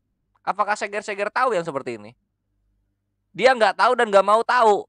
Yang penting nyerang Islam gitu mereka tuh. Yang penting nyerang Islam. Seperti Taifudin, seperti Zhang. Yang penting nyerang Islam aja pokoknya. Mau dijawab kayak gimana pun nggak peduli. Nah itu mereka tuh. Umat-umat Yunani. Makanya kita maklumi. Karena kalau memaklumi kelakuan mereka itu bagian dari toleransi gitu. Sama seperti kita memaklumi jika kaum mereka banyak yang alfabet, banyak yang LGBT, bahkan biblosnya pun sudah dibikin ya. Udah sah tuh biblosnya. Biblos gay. Warna putih, ada pelanginya di tengah. yang anehnya lagi tadi katanya bahasanya ada seorang haji di Banjarmasin pelihara babi katanya. Ya mustahil lah orang Banjarmasin pelihara babi. Orang Banjarmasin itu manusia fanatik di sana itu. Hingga ini mah sama aja kayak ntar Muslim ngomong ada juga di tempat kita pendeta rajin sholat 5 waktu, kan nggak penting gitu kan. sesuatu yang nggak perlu gitu kan. Ngomong-ngomong yang aneh-aneh kayak gitu. Baik. Ini ada pertanyaan ini dari live comment ditujukan untuk Bang Suma, saya tampilkan. Ini pertanyaannya dari Surahman Rahman. Pertanyaan saya, apa hukumnya seorang pejabat memasuki rumah ibadah selain masjid untuk meresmikan atau hal yang lain hanya karena tugas dan tanggung jawabnya? Silakan Gurunda, tafadhal dijawab. Ya nggak apa-apa. Selama itu adalah dinas dan dia jabatannya memang sebagai pemimpin negara maksudnya ya. Dalam arti kata dia punya kapasitas memang untuk itu, bukan dalam rangka beribadah. Hanya sebatas boleh. Selama dia tidak beribadah. Dengan Gurunda. Silakan. Ya, aku sepakat dengan Gurunda. Aku pada Gurunda. Boleh. Tapi kalau ikut nyanyi-nyanyi Gurunda gimana? Waduh. Itu gorila itu. Neneknya striker itu kalau yang kayak begitu. Oke, jadi itu tadi ya Bang Surahman Rahman jawaban dari Gurunda. Nah, ini ada pertanyaan selanjutnya dari Ari Abi. Nah, ini kenapa para oten-oten ini kalau dibilangin Tuhannya menikah mereka marah-marah dan tidak terima, tapi ketika Tuhannya lapar itu kemanusiaannya katanya. Nah, tafadhal yang ingin menjawab silakan. Ayo Dinda dan Bang Ali silakan. Bang Ali belum ini. Tafadhal Bang. Oke. Pertanyaan manis ini ya yang menggelitik gitu. Karena memang di dalam kekristenan itu ya akan menjadi sebuah aib jika mana sampai mereka itu mempertuhankan ya, yang dimana Tuhannya itu sesembahannya itu kawin ya, Tuhan kok kawin gitu. Padahal di dalam Bible sendiri jelas-jelas Hizuma itu pernah menguraikan bahwasanya Jesus itu menjanjikan seorang istri ya 100 istri, dan juga perihal masalah kawin ini juga ada datanya ya, di mana Al-Qur'an memberikan uraian bahwasanya semua nabi dan rasul diberikan istri bagi mereka, kan begitu. Di dalam Bible pun dimana ya? Aku lupa loh nyariin ayat itu. Di mana ya, Bang Ali ya? Nah, kalau saya ditanya itu saya bingung. Tunggu dulu saya dulu ya. Coba antum carilah, antum kan pandai IT, kalau saya kan tidak. Dari kemarin nyari nggak nemu. Matius 19 nomor 29. Bukan yang ini yang di Al-Qur'an yang bahwa setiap rasul itu menikah. Bukan di surah An-Nisa ya? Lupa aku loh. Tunggu, nanti kita cari dia. Tafadol lanjut dulu aja, Tafadol. Ya oke, ini ada pertanyaan selanjutnya ini dari Abi Aba. Ahi, aku mau lanjutin yang tadi dulu mengenai apa? Kenapa mereka ini bingung gitu. Oh iya, Tafadol silakan, brother. Jadi gini, karena apa ya? Itu mencoreng tradisi Yunani, Ikhwan Fillah, tradisi Yunani dan Romawi. Begitu. Karena apa ya? Kalau misalnya sampai Yesus menikah, maka ini jadinya gimana ya? Jadinya kesannya tuh sangat-sangat ke Yunani-Yunanian gitu. Karena begini. Kesannya pagan gitu aja dah. Iya, kesan pagannya jadi makin kentara gitu. Karena dalam apa ya? Dalam Yunani kan kita tahu ya, Tuhannya pada menikah versi Yunani Romawi itu bersetubuh ya, Ikhwan Fillah. Bersetubuh terus beranak gitu. Nah, kalau misalnya dibilang kayak begitu, nanti Yesusnya makin apa ya? Makin kelihatan Yunaninya gitu. Terus yang paling diiniin sama mereka itu kan yang sering diserang itu poligami nih kalau udah bahasan ke sini. Nah, kenapa mereka sangat menyerang poligami? Karena poligami ini sangat masyhur dan tidak dilarang oleh Tuhan. Poligami itu malah diakomodir hukum-hukumnya oleh Tuhan. Nah, sekarang kalau misalnya kita bahas poligami, Ikhwan Fillah. Nah, kalau misalnya kita bahas monogami itu datangnya dari Romawi dan Yunani. Nih ya, sebentar akan aku buka. Oke, ini tuh. Nah, ini di share screen dulu. Nah, ini ya. Belum. Bentar. Kenapa mereka sangat mengusung monogami? Ya supaya mereka kembali ke asalnya gitu. Yunani itu nih, mono. Nah, ini ya. Both the Greeks and the Romans practice monogamy as it apply to marriage. Nah, jadi baik Yunani dan Romawi itu mempraktekkan monogami dalam pernikahan gitu. This distinguish them for other Asian civilization. Ini memisahkan mereka dari peradaban-peradaban terdahulu, peradaban purba yang lainnya. Jadi hanya Romawi dan Yunani yang monogami, yang kemudian tradisi tersebut digembar-gemborkan oleh para Tritungs. Gitu, bukan dari Israel ya, bukan dari Tuhan ini. Monogami ini, itu yang perlu dipahami gitu. Nah, sehingga mereka ini sangat mengusung supaya dunia ini kembali ke zaman Romawi dan Yunani. Gitu. Supaya monogami. Ini datanya dari History Collection.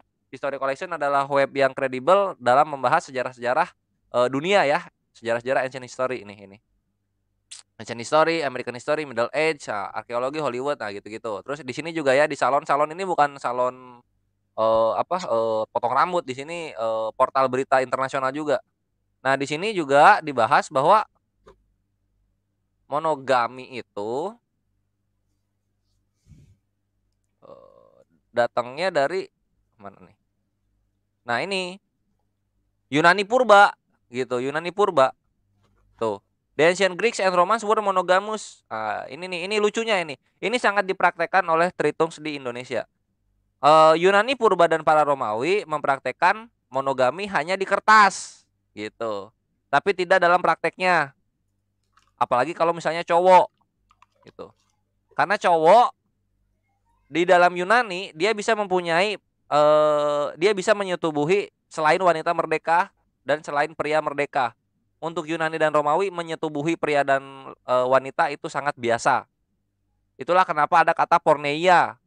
Itulah porneia ini artinya bukan zina, Ikhwan Fillah ya. Porneia itu artinya adalah prostitusi. Nah, prostitusinya terbagi dua kalau di Yunani itu. Ada porne untuk pelacur wanita, ada pornos untuk pelacur pria. Nah, dua-duanya ini adalah hal yang lumrah dan itu dikasih pajak juga oleh Yunani dan Romawi. Datang dari sanalah mereka menggembar-gemborkan supaya tetap monogami. Nah, itulah kenapa kita sangat tidak menemukan ayat-ayat yang menghususkan monogami atau pelarangan poligami di perjanjian lama maupun perjanjian baru gitu. Karena yang kita tahu kan orang-orang tersebut cenderung Yahudi ya, tokoh-tokoh perjanjian lama perjanjian baru. Sehingga yang mereka usungkan itu datang dari Yunani. Jadi mereka secara tidak langsung bangga dengan ke-Yunani-Yunanian. Nah, gitu. Nah, sekian yang aku bisa share. Lanjut lagi, Tafadol moderator. Terima kasih. Oke, jadi ini ada pertanyaan lagi dari live chat sebelum saya tayangkan. Untuk pemirsa yang ada di live chat bisa meninggalkan pertanyaan di situ. Insya Allah nanti akan dijawab satu persatu. Jadi ini pertanyaannya dari Abi Aba. Sewaktu Yesus mati, kemana roh Yesus berada? Dan ketika Yesus bangkit dari kuburan, apakah roh Yesus kembali lagi berbentuk semula jadi? Oke, terima kasih. Tafadhal yang ingin menjawab, silakan. Kalau yang ditanyai Islam, berdasarkan tentang apa yang ada di dalam kitabnya orang Kristen ya. Yesus itu justru kalau dikritisi lebih jauh, dia itu tidak mati, tidak disalib. Tidak mati, disalib tapi tidak sampai kepada status kematian. Jadi Yesus itu tidak mati karena akibat salib, tapi Yesus itu mati karena apa? Karena dicocoki minuman yang ada anggurnya, asam anggur. Jadi mati bukan karena disalib, tapi mati karena minum minuman keras. Itu yang pertama. Kedua, Yesus itu tidak mengalami kematian berdasarkan kitabnya orang Kristen. Ibrani 5 nomor 7. Dia berdoa sebagai manusia, doanya dikabulkan. Doa sebagai manusia, dia berdoa agar diselamatkan dari maut. Di situ diterangkan, dan karena dia soleh, maka doanya dikabulkan. Berarti dia tidak mengalami maut. Ketiga, di dalam Lukas 24 ya, ayat 30 nomor 36 dan seterusnya. Ketika murid-murid Yesus itu lari tunggang langgang meninggalkan Yesus, ketika ada penangkapan, mereka tidak melihat prosesi penyaliban. Sehingga apa yang terjadi? Ini adalah sebuah fenomena yang sangat luar biasa ya. Ketika Yesus diinformasikan telah ditangkap, telah dibunuh dan seterusnya, tiba-tiba Yesus itu muncul di tengah-tengah mereka, di tengah-tengah murid, diceritakan di Lukas 24 itu.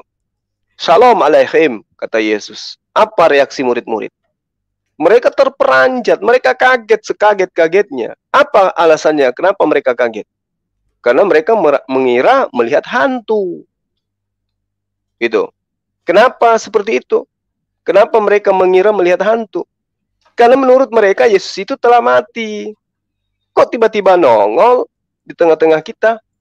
Artinya bahwa ajaran gereja, bapak-bapak gereja pada awal mula yang kemudian begitu heboh menceritakan Yesus bangkit dari kematian dan seterusnya, itu adalah cerita yang muncul belakangan. Tapi pada sesi pengajaran Yesus kepada murid-muridnya itu tidak ada cerita itu. Kalau ada cerita itu, maka Lukas sebagai orang yang melakukan investigasi terhadap kejadian, itu akan menuliskan bahwa murid-murid ini tidak mengira melihat hantu. Tapi murid-murid ini seketika kegirangan, bertepuk tangan, kalau perlu salto-salto. Kenapa? Karena apa yang diajarkan oleh gereja, bahwa Yesus mati bangkit pada hari ketiga, itu terbukti. Tapi kan faktanya tidak.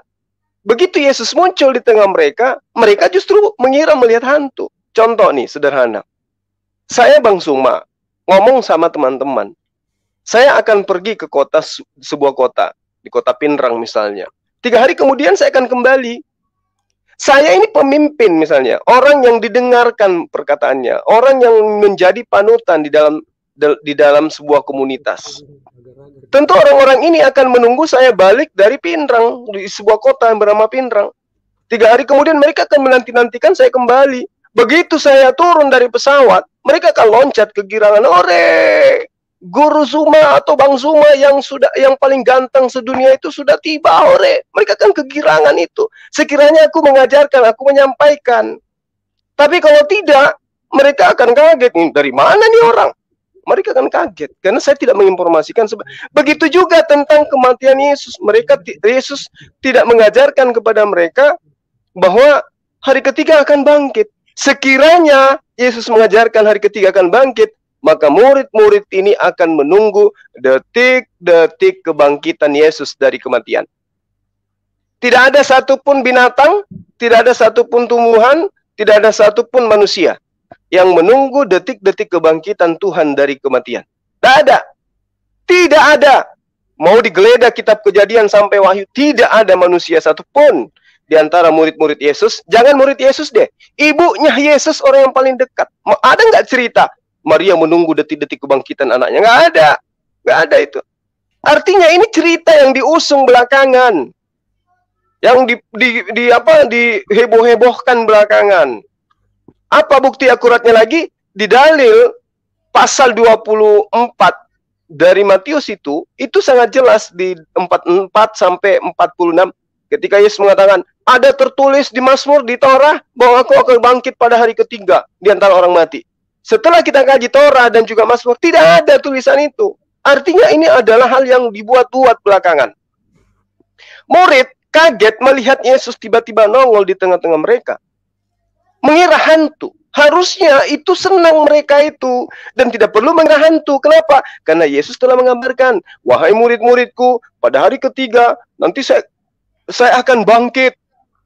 Nah, setelah Yesus bangkit, janganlah kau kira hantu. Karena memang sudah disampaikan bahwa dia akan bangkit di tengah orang mati. Kenapa dikira hantu? Karena memang ceritanya dia ditangkap. Ternyata lolos. Ternyata orang ini lolos. Apa buktinya? Yesus mengatakan, ada apa dengan kalian? Akulah ini, akulah gurumu. Inilah tanganku, inilah kakiku. Rabalah aku, raba tanganku, raba kakiku. Murid belum percaya. Sampai-sampai dia mengatakan, adakah di antara kalian yang punya makanan? Untuk membuktikan bahwa aku ini bukan hantu. Lalu muridnya memberikan apa? Ikan goreng dan juga sedikit madu. Apakah memberi ikan goreng kepada Yesus, memberikan madu kepada Yesus untuk membuktikan Yesus itu Tuhan? Atau untuk membuktikan Yesus itu bukan hantu?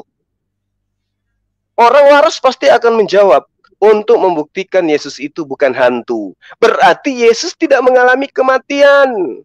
Karena masih ada jasadnya. Makan ikan goreng. Hantu nggak mungkin makan ikan goreng. Roh tidak mungkin makan ikan goreng. Yang ada adalah jasadnya makan ikan goreng. Berarti data akurat, kitabnya Kristen sendiri membuktikan bahwa Yesus itu tidak mati di salib. Demikian dari saya sementara. Silakan yang lain. Baik, silakan sahabat yang lain yang ingin menanggapi, ingin menjawab mungkin juga pertanyaan ini. Oke, kalau tidak ada, ini ada pertanyaan lagi di live chat dari Elis Lydia. Assalamualaikum Ustadz Zuma, saya ada anak perempuan mau menikah, tapi ayahnya beragama Kristen. Apakah berhak menjadi wali nikah si anak tersebut? Terima kasih. Tafadhal Gurunda. Biar yang lain yang jawab. Kalau saya nggak boleh karena beda keyakinan. Ya, silakan yang ingin menjawab pertanyaan ini.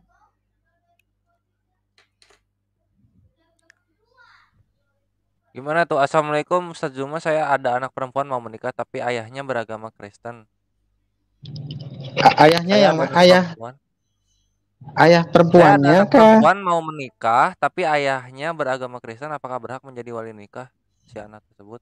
Walinya harus Muslim. Tidak. Harus Muslim. Dan dia begini, karena di dalam pernikahan itu ada syariat, ya. Ada syariat. Makanya dilarang, ya. Islam itu jelas melarang di mana pernikahan lain agama, ya, berbeda agama ini. Kalau seorang laki-laki dia tidaklah Muslim, tentu ketika akad nikahnya itu tidak sesuai dengan syariat di mana Islam ajarkan ataupun menjadi sebuah keharusan di dalam Islam. Lalu ketika dia mempunyai anak perempuan, nah ini sulitnya. Sulitnya ketika perempuan anak gadisnya ini mau menikah, yang menjadi walinya ini susah. Makanya di dalam Islam itu, ya, dilarang kita untuk berzina, ya, takutnya nanti hamil lalu anak itu perempuan. Nah, ini susahnya.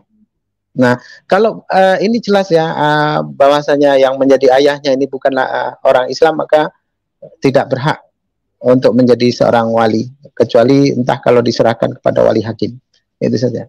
Saya pernah mendengar itu, saya pernah mempelajari hal itu, dan saya juga pernah mendapati kasus yang sama seperti ini.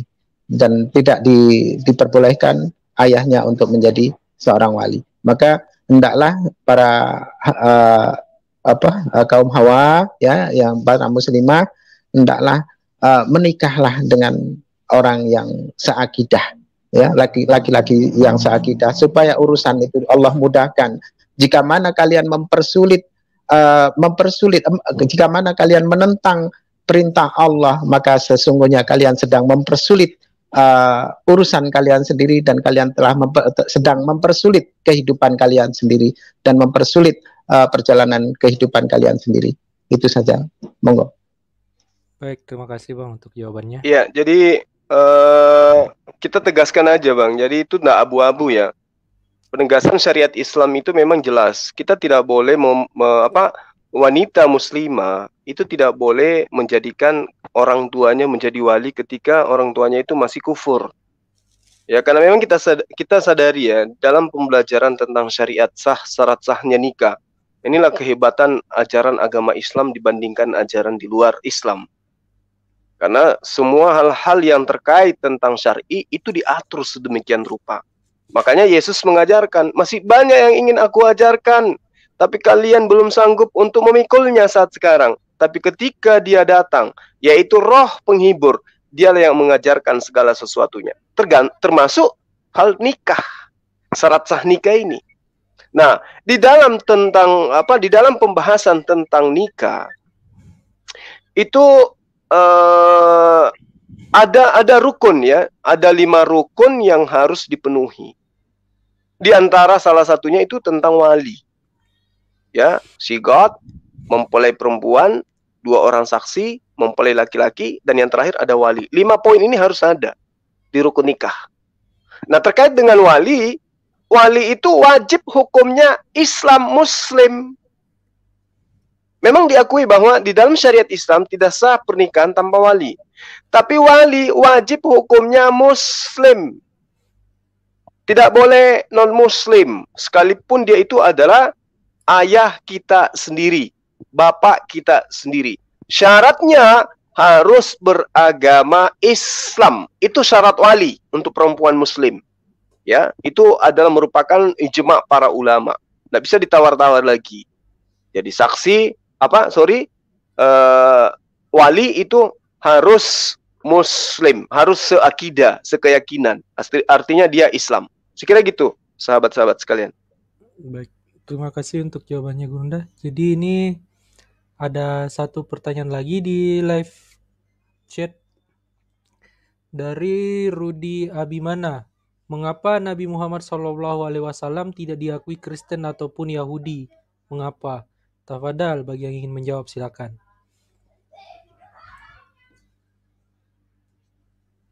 Kalau diakui oleh Kristen dan Yahudi, neraka kosong, Bang. Lanjut yang lain. Siap. Jadi ini kita kedatangan 2 tamu lagi nih di backstage.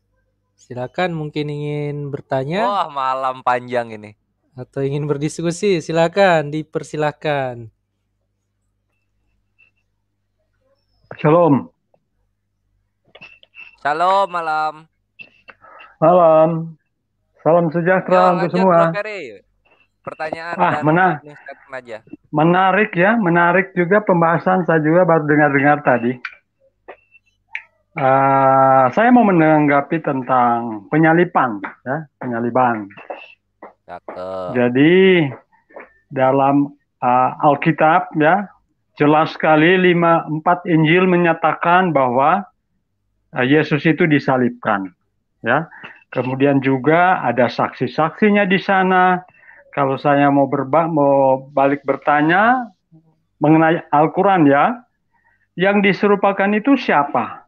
Kemudian tempat penyalipannya itu di mana? Saksi-saksinya siapa? Ada kira-kira bisa jawab? Oke, sedikitlah saya lah nanggapi, suka saya. Pakar-pakar sih tidak ya. Saya ini pandai dalam hal ini, tidak juga pandai, namun saya gemar membahas tentang hal ini. Oke, kita akan bahas di mana saya akan jawab di mana Bang siapa ini mempertanyakan siapa yang sesungguhnya diserupakan. Ya. Yang diserupakan ya. Saya tegaskan bahwasanya yang diserupakan sebagai Yesus alaihissalam untuk disalibkan adalah Yudas Iskariot. Oleh karena apa? Bukti itu di dikonfirmasi juga oleh Bible itu sendiri ketika Yesus berkata di antara kedua belas muridnya itu adalah salah satunya iblis, dan sesungguhnya sesuatu iblis itu adalah makhluk yang terkutuk, ya. Ketika Yesus berkata pada muridnya, ya, bahwasanya di antara kedua belas muridnya itu salah satunya itu adalah iblis, dan Yesus pun pernah berkata, dia yang mengutus aku tidak akan pernah meninggalkan aku, sebab aku senantiasa berbuat yang berkenan kepadanya. Dan namun apa yang terjadi pada orang yang tergantung di kayu salib, dia berkata, Allahku, Allahku, mengapa engkau tinggalkan aku? Nah, jika mana dipaksakan bahwasanya ini adalah Yesus alaihissalam yang tersalibkan, maka ayat ini gugur. Ketika Yesus itu berkata, dia yang mengutus aku tidak akan pernah meninggalkan aku, menjadi bohong, ya. Dan ketika itu bukti lainnya bahwasanya yang diserupakan itu adalah Yudas Iskariot, ya. Dari segi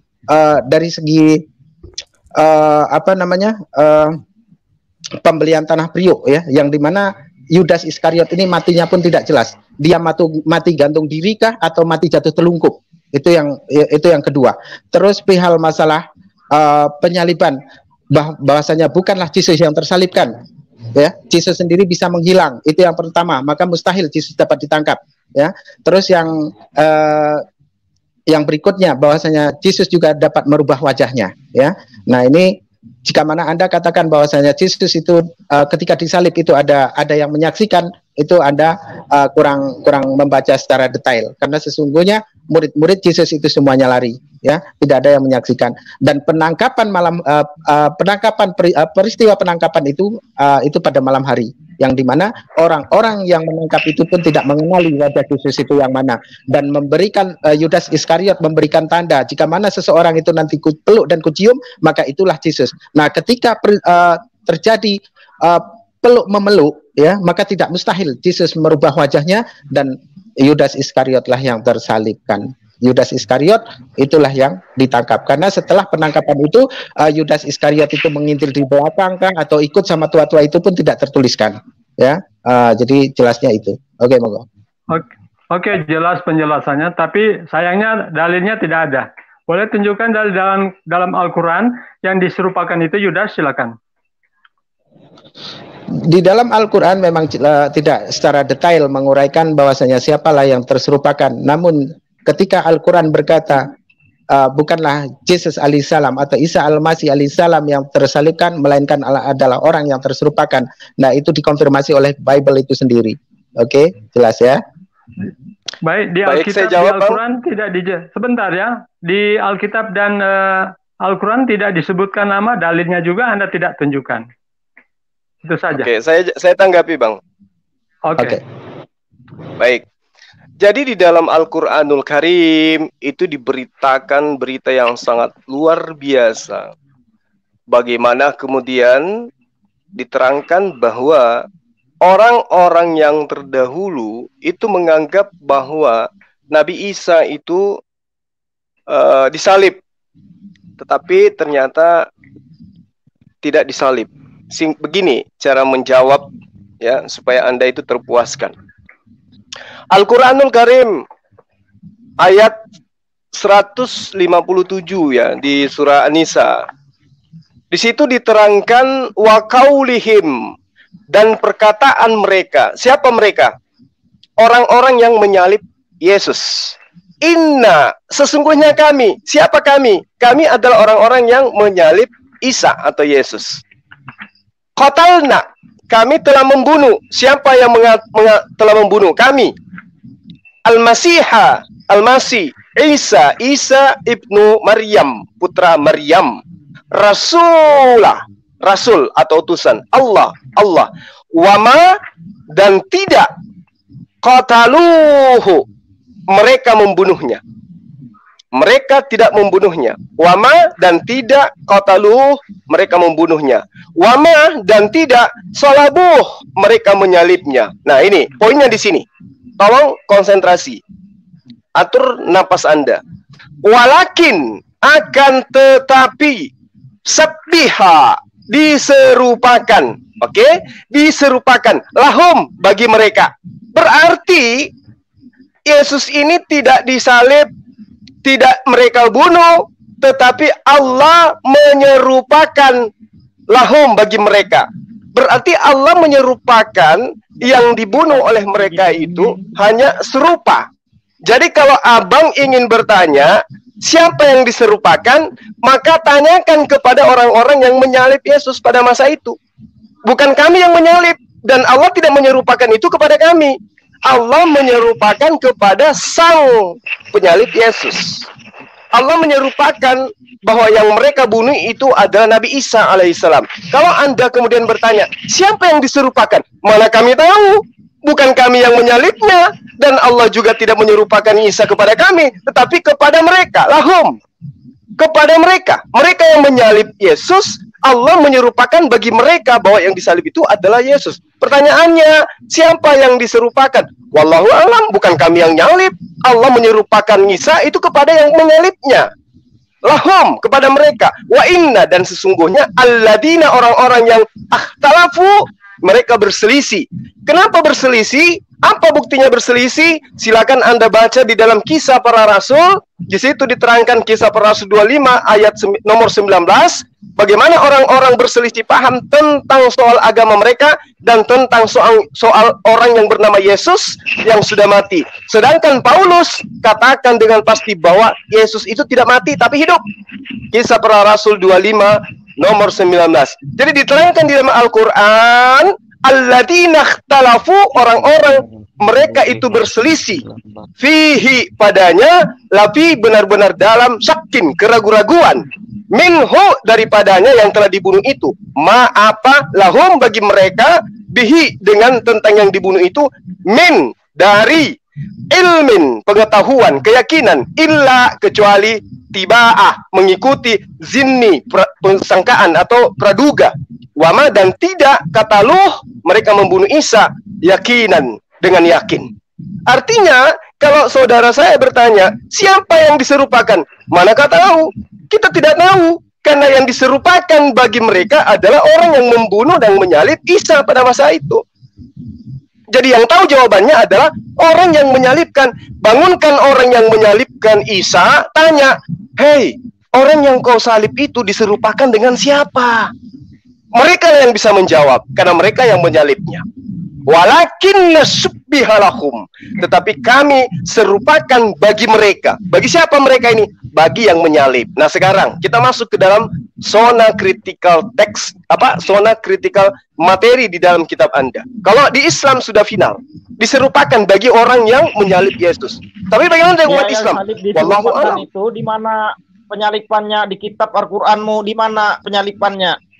Yuk, kutanya. Oh, itu tidak di jangan itu itu tidak diterangkan, itu tidak diterangkan. Makanya kalau Lazarus itu dibangkitkan di mana? Lazarus dibangkitkan mana? Lazarus dibangkitkan di mana? Kau tahu di Hebron. Iya. Iya, dia dibangkitkan di mana? Di mana dalam kitabmu? Di mana dalam kitabmu dibunyikan itu bahwa Lazarus dibangkitkan di Hebron? Moderator coba diatur moderator supaya terarah. Gitu cuma harus jelas. Jadi gini. Misalnya jadi gini, segar-segar. Al-Quran itu bukan buku biografi di mana dia datang menceritakan orang per orang sejak dari lahir, kemudian ketika dia dewasa, kemudian itu nggak diceritakan. Nggak bisa, karena Al-Quran itu datang untuk membicara tentang hukum-hukum, bercerita tentang hukum.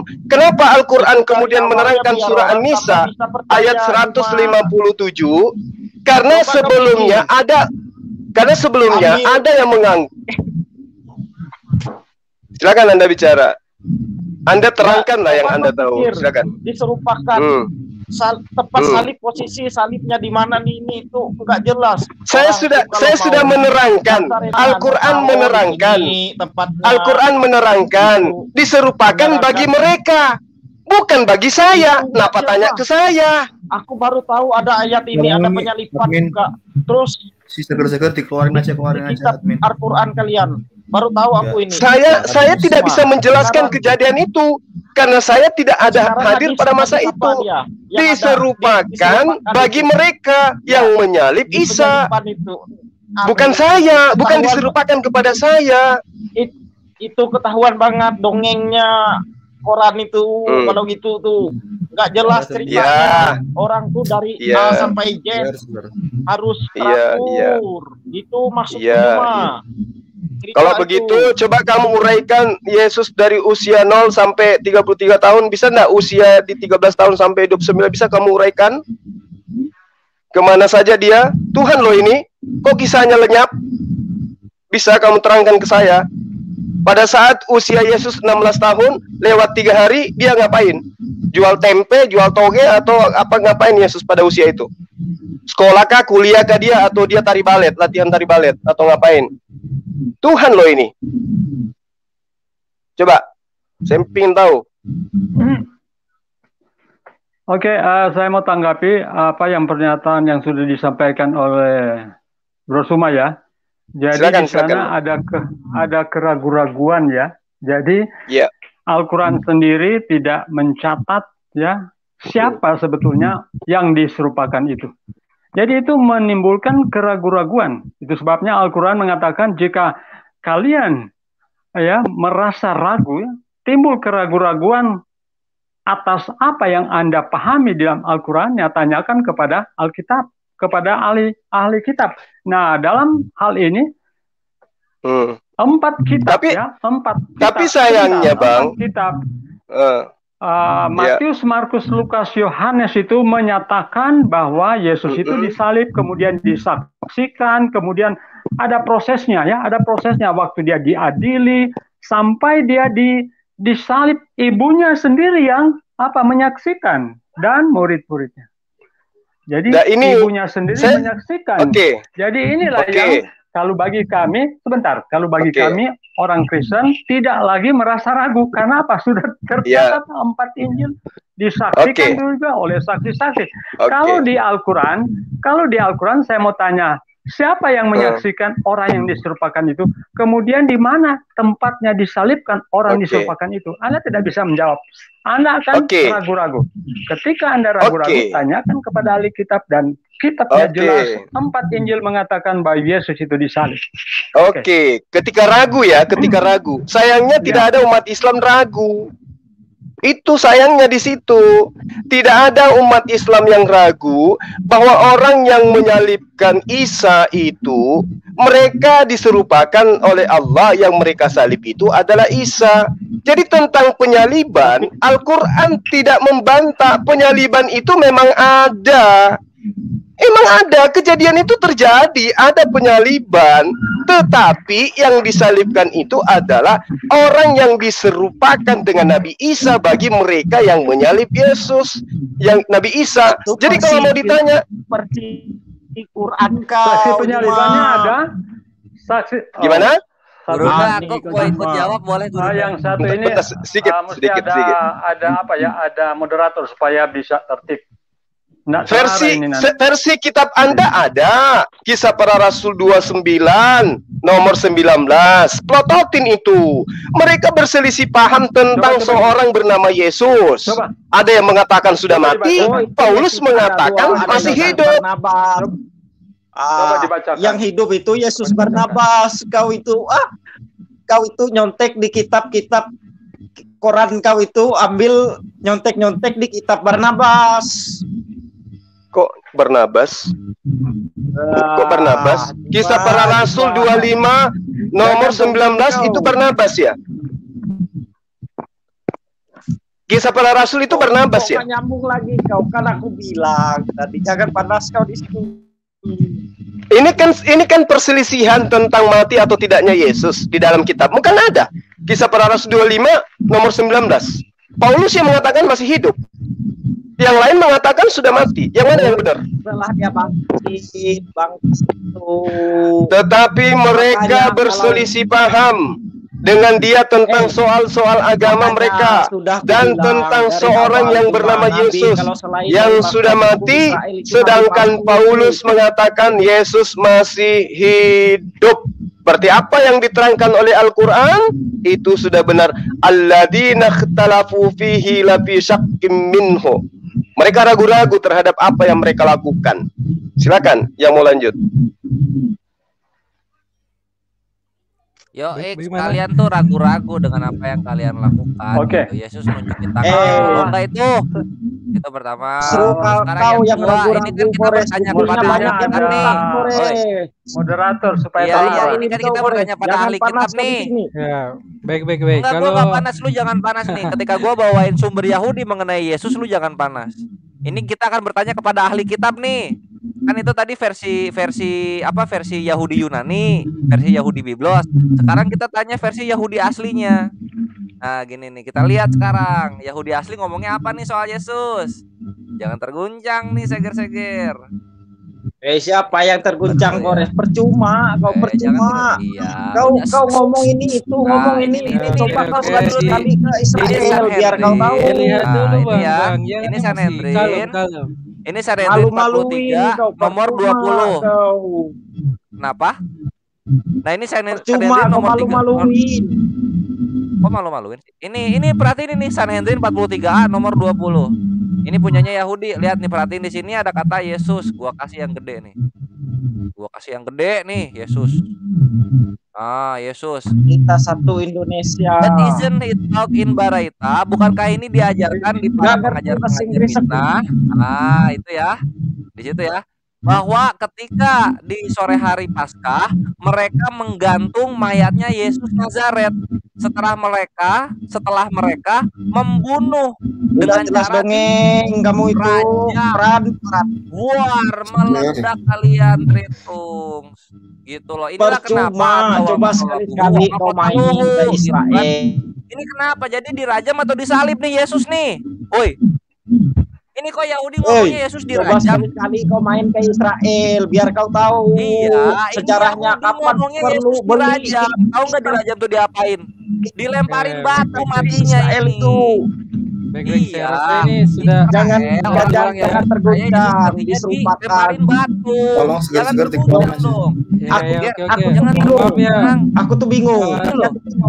Ini loh salah. Masa yang asli bisa mengubah cerita? Ini loh. Malu-maluin Yesus itu. Ini loh. Jangan terguncang. Jangan terguncang. Kenapa jangan terguncang? Ini loh. Yesus mati dilemparin batu. Bisa baca nggak? Bisa bahasa Inggris nggak? Nih, gua kasih bahasa Indonesianya ya. Nih, gua copy ini. Gua bawa ke terjemahan nih. Nih, ini seger-seger baca nih. Terjemahan bahasa Inggris ke bahasa Kalimantan, bahasa Indonesia. Nah, sini ya. Nah, pada malam Paskah mereka menggantung mayat Yesus orang Nazaret. Setelah mereka membunuhnya dengan cara dirajam, bukan disalib. Kenapa lambangnya salib bukan batu? Woi, Seger. Jawab, woi. Dijawab loh. Ini dirajam loh matinya Yesus ini, kata orang Yahudi. Makanya kalian itu jangan belajar Yahudi dari Biblos. Itu kan yang bikin bahasa Yunani. Yahudi versi-versi imajinasinya orang-orang Yunani. Ini Yahudi asli udah ngomong. Yesus yang kalian imani, yang kalian tuhankan itu udah dibunuh oleh Yahudi dengan cara dilemparin batu. Ya, apa cerita dari salib itu gimana? Boleh saya tanggapi? Ya, boleh, silakan. Oke. Jadi apa yang sudah disampaikan oleh Bro Suma itu pertentangan dari Biblos lagi soal Yahudi. Coba lanjut. Oke, jadi pertentangan yang sudah disampaikan oleh Bro Suma tadi itu adalah ketika Yesus sudah bangkit itu. Jadi mereka tidak percaya bahwa Yesus itu mati kemudian bangkit, kemudian hidup kembali. Jadi itu sudah sesudah penyaliban. Nah, kemudian Anda sebentar. Soal bangkit. Kita kasih waktu dulu. Nanti sebentar Anda tangga. Ya. Jadi jangankan kitab yang Anda tunjukkan itu siapa yang menulis ya? Jangankan kitab itu di zaman Yesus saja mereka sudah menolak Yesus ya. Di zaman Yesus saja mereka sudah menolak Yesus. Tetapi dengan kejadian ya ketika Yesus disalibkan kemudian Yesus itu bangkit, mereka itu apa? Mereka ahli kitab itu nggak cuma Nasoro loh. Ini kita ahli kitab itu Yahudi loh. Nanti Anda sebentar bantah. Baru. Nanti Anda bantah sebentar ya. Jadi 4 Injil itu mengatakan bahwa Yesus itu disalib ya. Namun sebelum disalib ada melalui proses-proses dan semua ada saksi-saksi mata. Beda dengan apa yang diserupakan di Quran, itu tidak ada saksi mata sekalipun. Di mana penyalibannya, siapa yang diserupakan, semuanya timbul tanda tanya. Makanya Quran menganjurkan tanyakan kepada ahli kitab. Dan ahli kitab. 4 kitab, sebentar. 4 kitab ini mengatakan bahwa Yesus itu disalib, ya. Dan Yesus sendiri yang mengatakan itu juga kan, dia akan menderita dan akan mati, bangkit pada hari yang ketiga, dan itu sudah terjadi dan disaksikan oleh murid-muridnya, termasuk yang bangkitin siapa? Ya, yang bangkitin siapa? Dia itu punya sifat kealahan, jadi dia yang bangkitin siapa? Allah atau Yesus sendiri atau siapa? Ketika dia menyerahkan nyawanya, dia sendiri yang menyerahkan nyawanya, dan dia sendiri juga kan. Dia sendiri yang menyerahkan nyawanya. Yesus sendiri yang bangkitin ya. Sekarang bunuh diri maksudnya, bunuh diri. Yang bangkitin Yesus. Kita lihat di sini. Beda, ini Giting 57A. Beda bunuh diri. Kita lihat nih. Oh, Allah. Katanya ahli kitab. Allah. Sebentar, Allah yang membangkitkannya, tapi siapa Allah? Dia sendiri kan Allah juga. Iya, boleh. Juga kan ya, berarti kan bunuh diri itu Bang namanya. Dia yang bunuh dirinya sendiri, gimana sih? Kalau bunuh diri kan beda. Saya menggorok leher saya, tapi dia kan dibunuh oleh orang-orang Roma. Saudara-saudara Roma. Berarti Tuhan Anda dibunuh. Bukan menyerahkan nyawanya, tapi dibunuh. Ya, setelah dia dibunuh, sebelum dia menghembuskan nafas kan dia menyerahkan, aku menyerahkan. Ya, dibunuh. Tapi dia berarti dia mati bukan gara-gara disalib, tapi gara-gara minum anggur beracun. Oh, berarti Yesus itu pemahaman Anda. Itu pemahaman Anda. Gimana ceritanya? Loh. Gimana ceritanya? Baca kitab Anda gitu loh. Tunggu akhi. Coba saja Anda disalib, dipaku apa karena itu dia apa? Oke, saya akan jawab ini ya. Saya paham apa yang Anda sampaikan itu.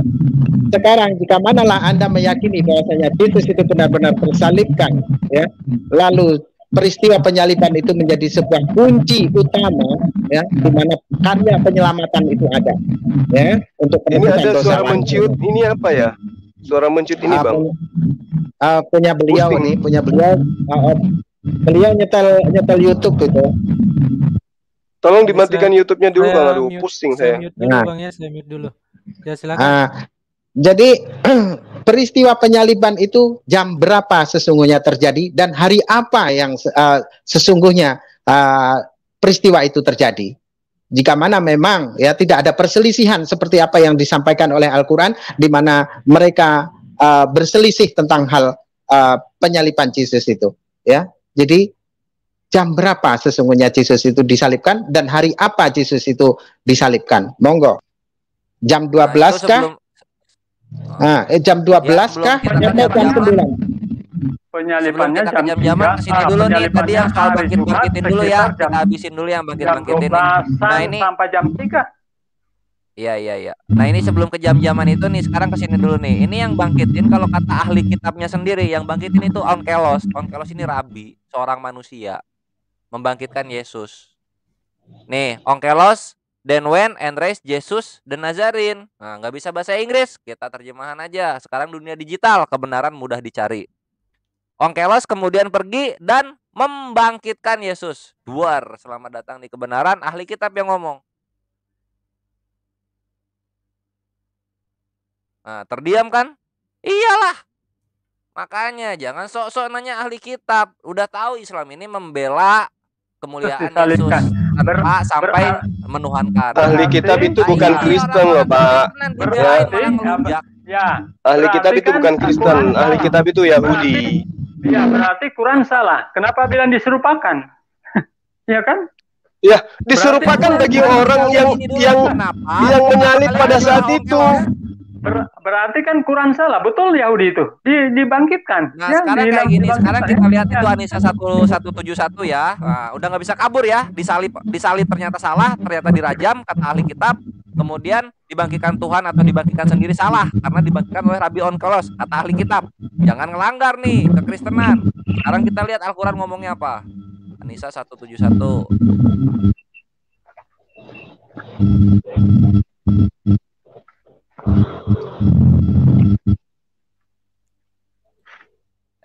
Anissa berapa sih yang ngoma 57. Oh, Anissa 57, Afwan. Nah, kita lihat Anissa 57. Aduh, mana nih? Nah, ini ya. Adapun orang-orang bukan Gurunda. 157. 157. Oh, ini.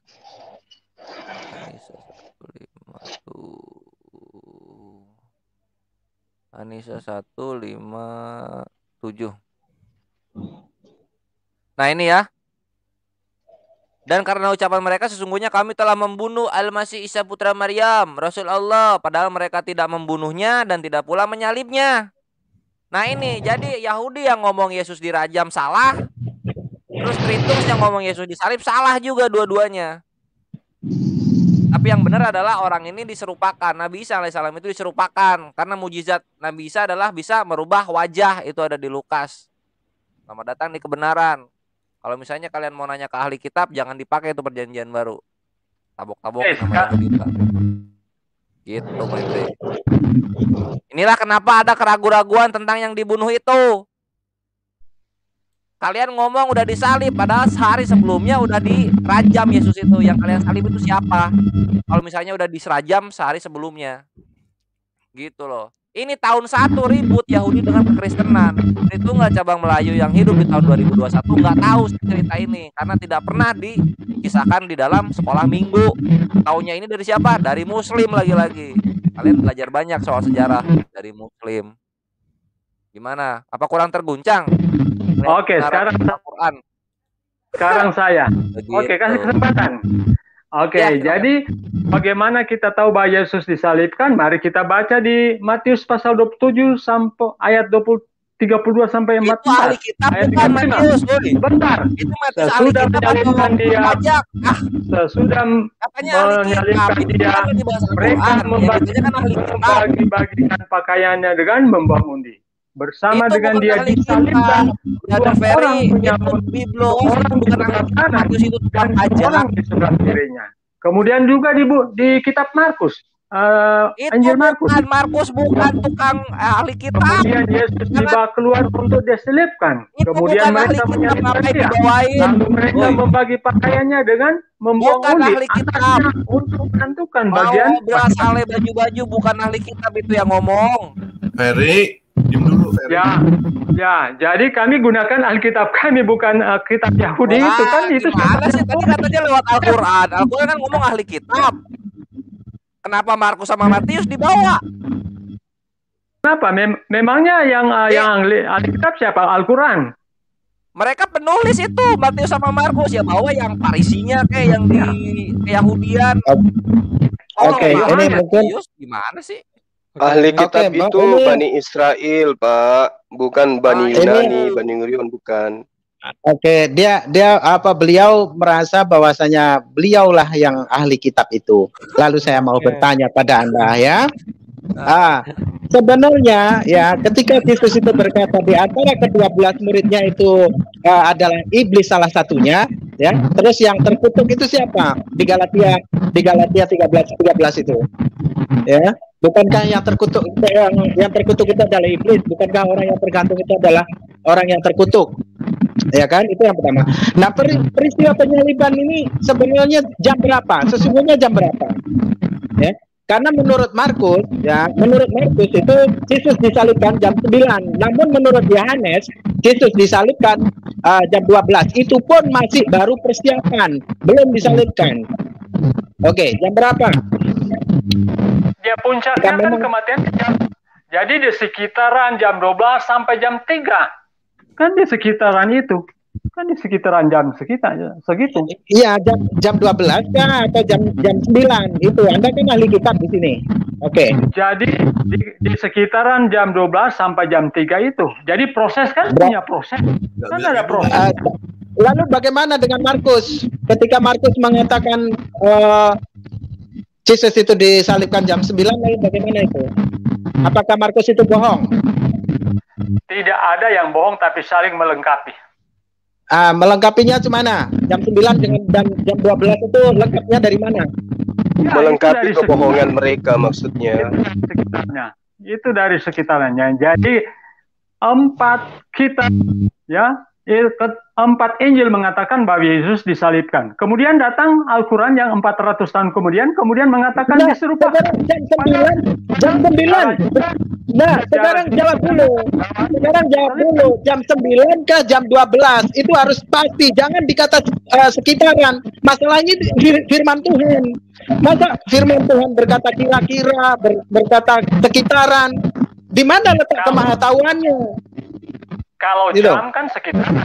Kalau di jam kan bisa di sekitaran. Jadi prosesnya. Oh, tidak ada bisa sekitaran karena ini firman Tuhan. Firman Tuhan itu harus dapat diketahui dengan pasti. Tidak ada istilah kira-kira, tidak ada istilah sekitaran. Sekarang kan Anda juga di kitab kau. Anda jangan melampaui dari apa yang tertulis, ya. Saya tidak. Ikro itu di mute dulu yang satu supaya kita tertib ya. Yang satu di mute dulu supaya kita tertib. Kalau saya misalnya tanya jam berapa Muhammad mendapatkan wahyu dari Allah? Anda bisa sebutkan jam berapa? Di dalam Al-Quran tidak ada mengesahkan jam di sini, ya. Tapi di dalam Bible jelas-jelas Markus dengan Yohanes itu sama dua-duanya mengesahkan tentang hal peristiwa penyaliban itu dengan kalimat jam. Nah, di antara dua orang saksi yang konon katanya saksi ini, ya, menurut kekristenan ini adalah saksi, maka jam berapakah sesungguhnya Yesus itu disalibkan? Jam 9 menurut Markus, jam 12 menurut Yohanes. Itu pun belum disalibkan menurut Yohanes. Baru persiapan Paskah. Lalu mana dari keduanya ini yang salah? Baik, silakan Bang Ferry. Dua-dua itu benar. Ya. Jadi sekitarannya jadi jam 12 sampai jam 3. Kan prosesnya kan berlangsung. Ya, jangan pakai sekitaran. Kalau sekitaran itu ambigu. Menetapkan waktunya sekian. Kan dia punya proses. Apakah serta jam 10 itu misalnya ya, jam 9 itu langsung dia digantung, tapi kan ada prosesnya. Jadi ada prosesnya. Prosesnya menurut Markus itu jam 9, tapi menurut Yohanes prosesnya jam 12 itu pun baru masih persiapan, belum digantung. Prosesnya kan? Iya, prosesnya dari kedua penulis ini, ya. Prosesnya yang satu mengatakan proses penyaliban itu jam 9, lalu kata Yohanes proses penyaliban itu jam 12 itu pun masih dalam persiapan Paskah, belum digantung, baru persiapan. Dua-dua benar. Yang melengkapi. Benarnya dari mana? Benarnya ya tertulis di kitab tadi. Tinggal dicek. Apa bunyinya? Anda apa bunyinya? Anda ya kan sudah saya bacakan. Saya tidak bacakan. Orang yang diserupakan itu, yang disalib itu siapa? Yudas Iskariot. Juga di kitab di koran kalian. Ya, yang di koran kalian Yudas Iskariot. Yudas Iskariot. Nah, selesai kan? Baik. Oke, mohon maaf saya. Status Yahya di kitab kalian itu siapa? Status Yahya itu sebagai apa dia? Yahya. Ya, di kitab kalian. Nabi. Itu. Nabi. Ayo, coba jelaskan. Nabi. Nah, sekarang kalau kau bertanya bahasanya siapa Yahya itu nabi. Lalu ketika Yesus berkata, barang siapa yang mengikutinya itu mesti dibaptis dengan nama Bapa dan Putra dan Roh Kudus. Lalu apakah Maria itu dibaptis dan apakah Yohanes itu dibaptis? Monggo, jawab.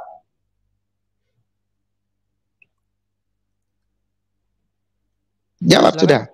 Silakan Bang dijawab. Halo. Yohanes itu kan dia terlebih dahulu yang membaptis. Aneh-aneh. Iya.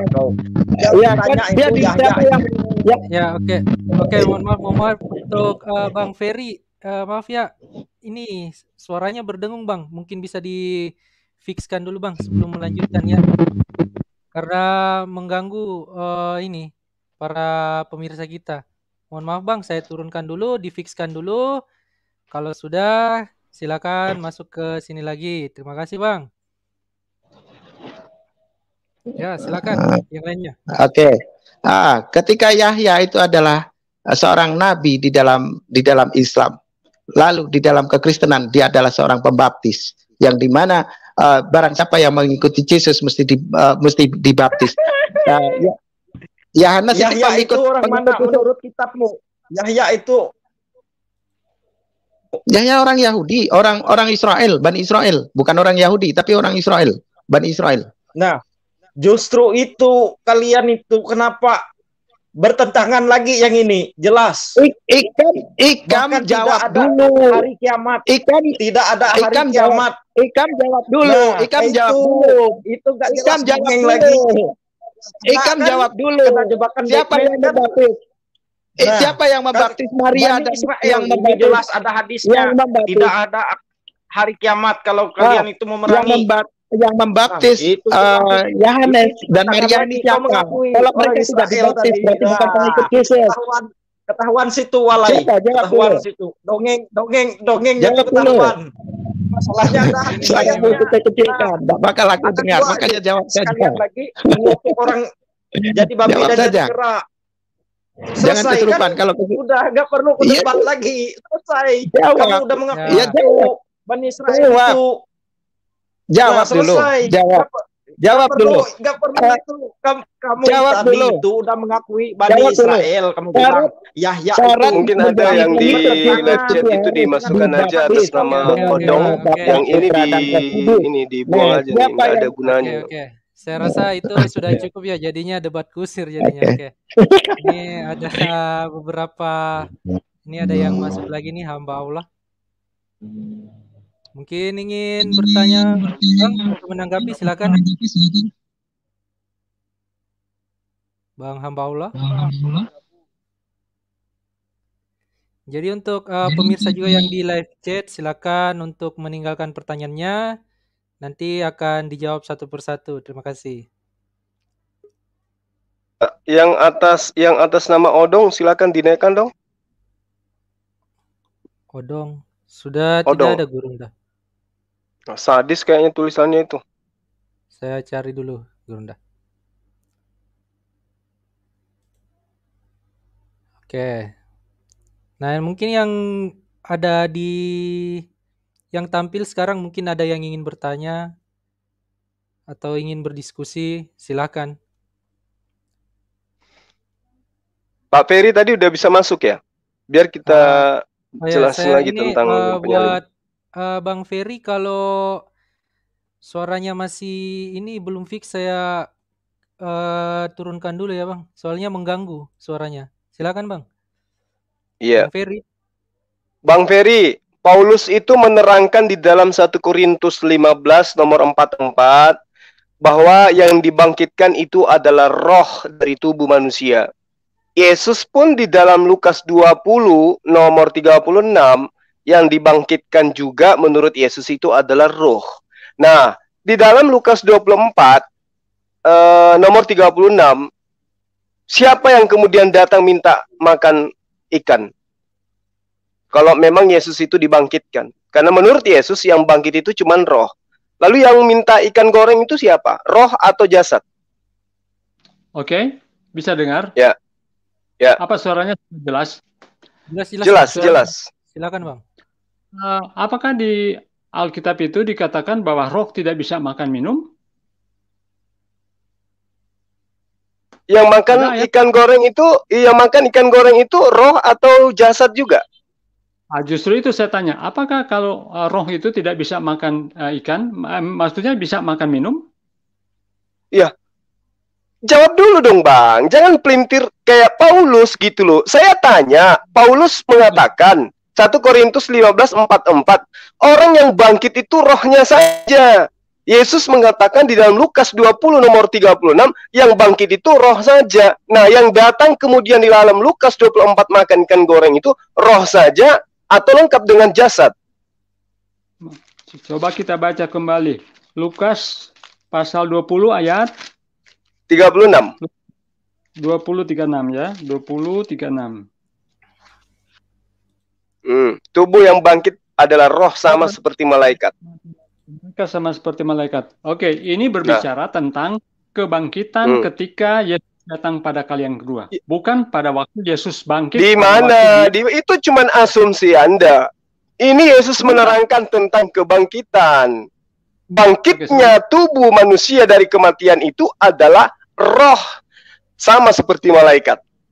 Kalau Yesus itu bangkit kemudian dengan jasadnya, lalu bagaimana dengan pernyataan Paulus 1 Korintus 15:44 bahwa yang bangkit itu hanya roh saja? Yang dimaksud oleh Paulus itu adalah kebangkitan orang mati pada waktu kedatangan Yesus yang kedua kali. Tetapi ketika Yesus bangkit waktu hari yang ketiga itu, ya dia bangkit dengan tubuh yang sempurna. Ya? Berarti melanggar kaidah kebangkitan menurut pengajaran Yesus di dalam Lukas 20 nomor 36. Bahwa bangkitnya seseorang itu adalah bangkitnya tubuh rohania sama seperti malaikat. Itu waktu kedatangan Yesus yang kedua kali. Tapi ketika Yesus itu nggak diceritakan seperti itu, Bang. Ini berbicara mengenai kebangkitan. Kebangkitan secara universal. Ini ajaran Yesus, jangan dipelintir. Yesus sendiri yang mengajarkan bangkitnya tubuh manusia itu adalah bangkitnya tubuh rohania sama seperti malaikat. Nah, Yesus ketika di dalam Lukas 24 itu datang, murid-muridnya kaget, mengira melihat hantu. Untuk meyakinkan bahwa saya bukan hantu, maka Yesus minta ikan goreng. Berarti Yesus belum mengalami kematian. Berarti Yesus lolos dari penyaliban. Karena yang muncul kemudian pada saat itu adalah tubuh jasmaninya Yesus yang makan ikan goreng. Dan perlu Anda pahami, di dalam kitab Anda sendiri, murid-murid Yesus itu di dalam Markus 14 nomor 50, pengikutnya lari meninggalkan Yesus ketika Yesus itu ditangkap. Ketika Yesus itu ingin disalib, murid-muridnya lari meninggalkan Yesus. Tidak ada satupun muridnya yang menyaksikan penyaliban. Makanya ketika ada sosok bernama Yesus muncul di tengah-tengah mereka, Shalom alaihim, damai sejahtera bagi kalian semua. Di nomor 37-nya, murid-muridnya kaget karena mereka mengira melihat hantu. Kenapa? Karena menurut informasi yang mereka dengarkan, desas-desus yang mereka dengarkan, bahwa guru mereka telah disalibkan, itu ternyata tidak disalibkan, karena tiba-tiba kok muncul di tengah-tengah mereka. Makanya dikira ini orang kok hidup lagi, ini orang kok bangkit lagi.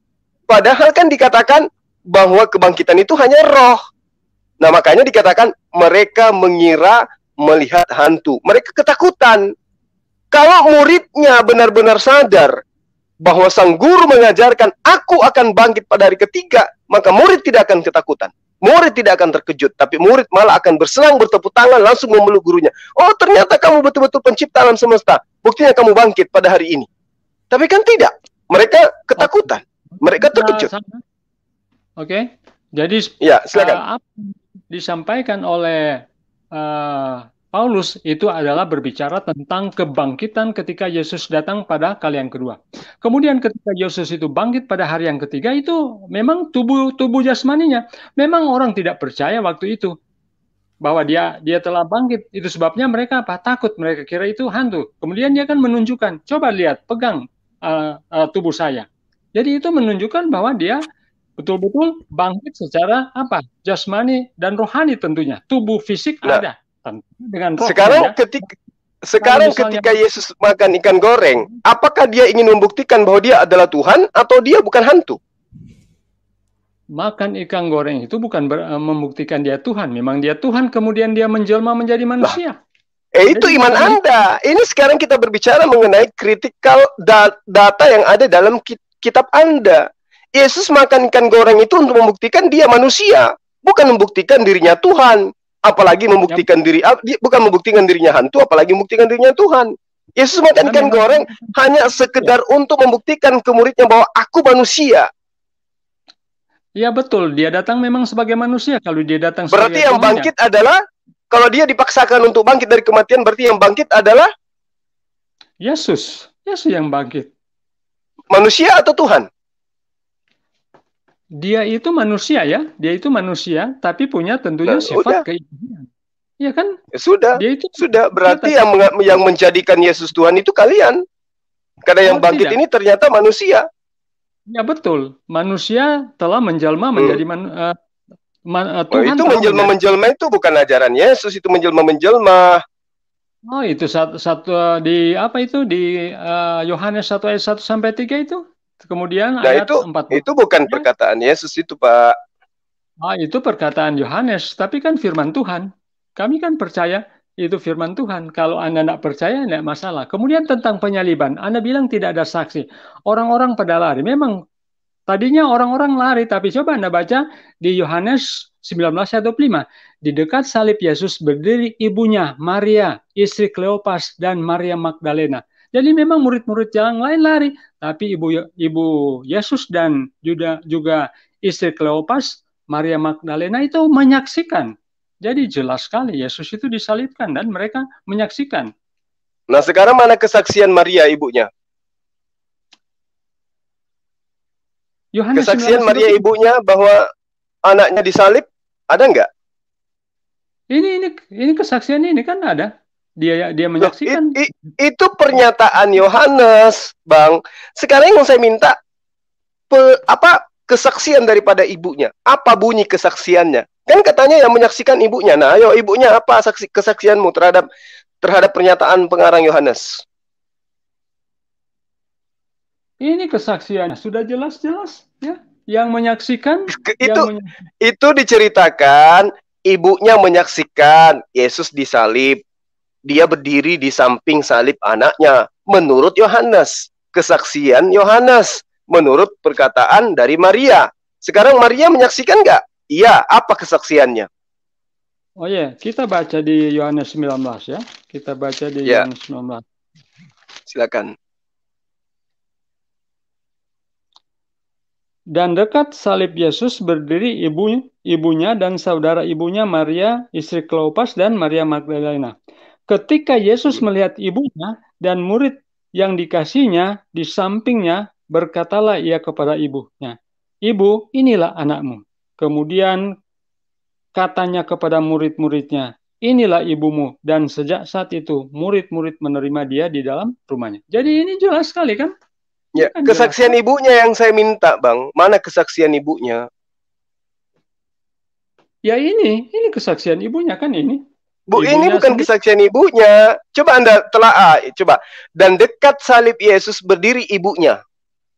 Masa ibunya bersaksi demikian?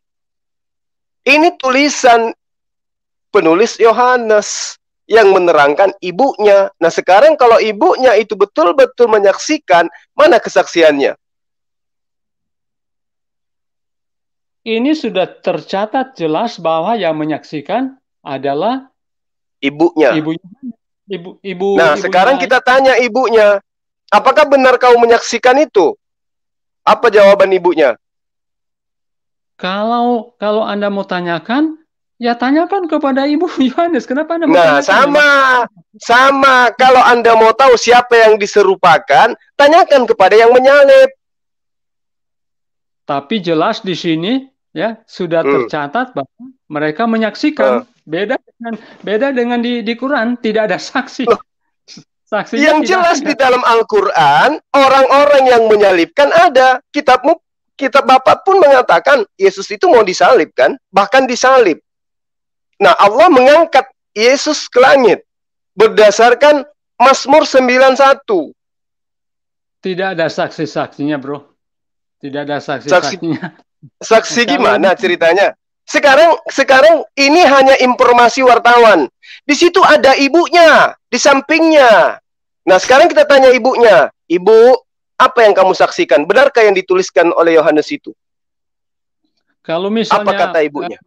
Kalau misalnya diminta kesaksian, pastilah dia diberikan kesaksian. Tapi ini tidak diminta. Berarti Bapak harus mengakui bahwa Yohanes 19 itu bukan kesaksian ibunya. Jadi ibunya juga tidak bisa dikatakan saksi karena hanya diceritakan. Apalagi murid-muridnya. Murid-muridnya tidak ada yang menyaksikan. Ini adalah disaksikan oleh murid-muridnya. Ya, jadi kata siapa? Sementara kitab Anda sendiri menerangkan semua murid Yesus lari meninggalkan Yesus. Markus 14 nomor 50. Semua murid Yesus meninggalkan dan melarikan diri di saat paling krusial. Di saat Yesus membutuhkan mereka, mereka 100% menurut Markus kabur meninggalkan Yesus. Gimana tuh? Tapi ibunya dan Maria Magdalena tetap mendampinginya. Kan ada beberapa saksi.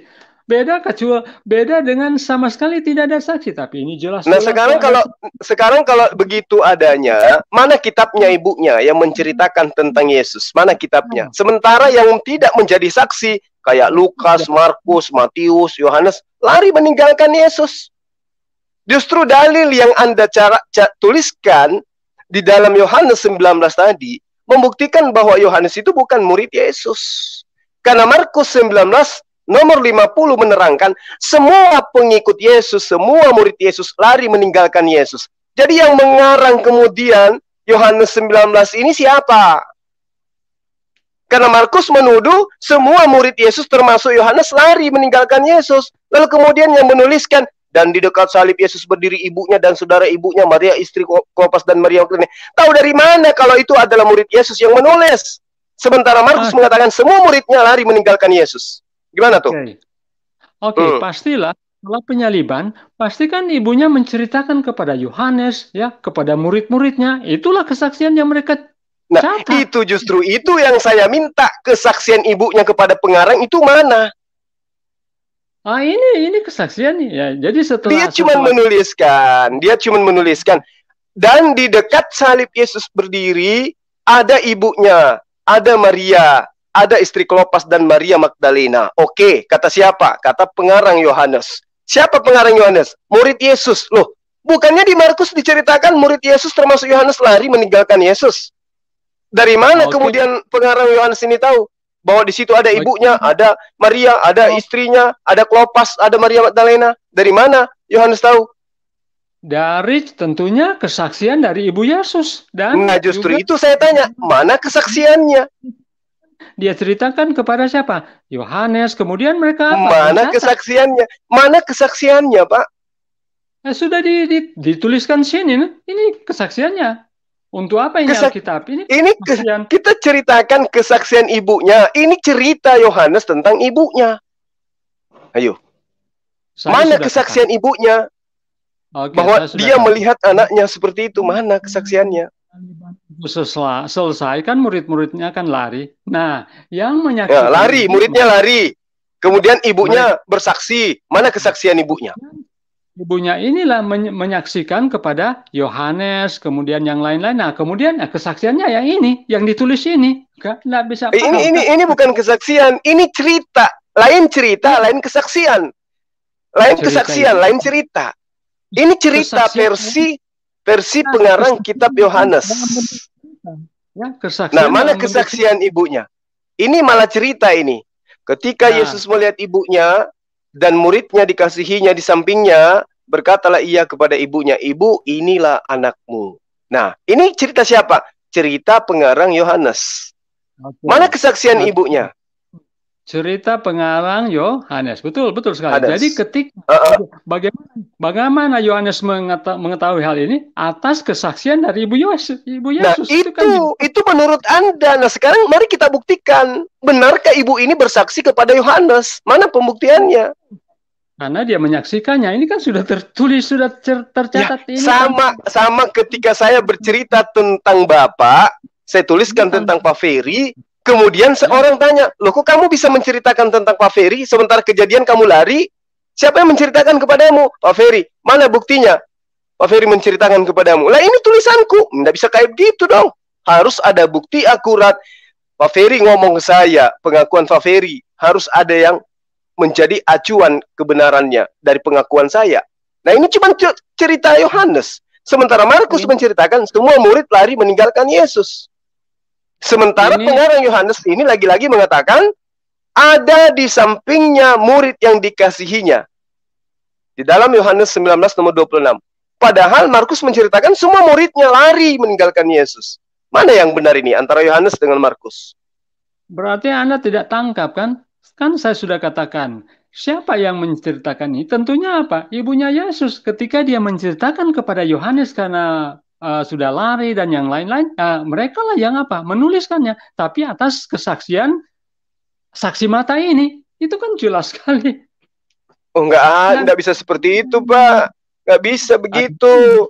Mentang-mentang menceritakan tentang ibunya, kemudian Anda mengatakan itu kesaksian ibunya karena dia telah diceritakan. Nggak bisa begitu.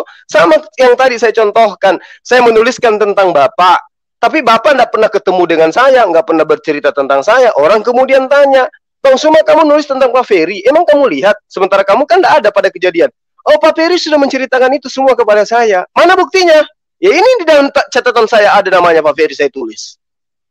Kronologis kejadiannya Pak Ferry ada seperti ini. Lah itu nggak bisa jadikan acuan kebenaran itu yang kayak begitu, Pak. Itu karangan wartawan yang kayak begitu.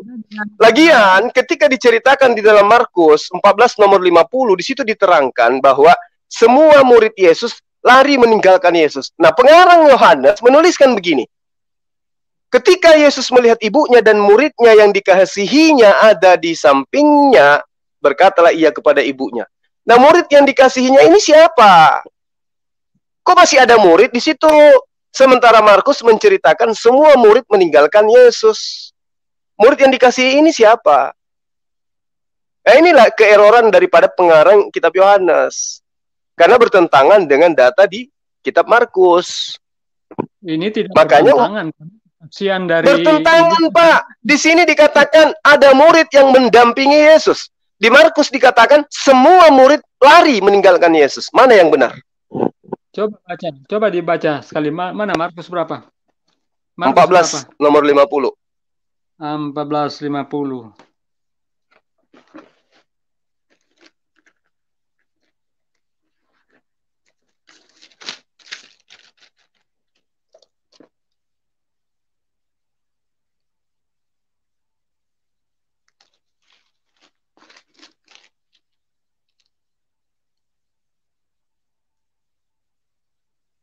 Gimana?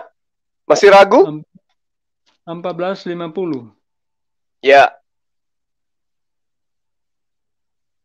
Masih ragu? Lalu semua murid itu meninggalkan dia dan melarikan diri.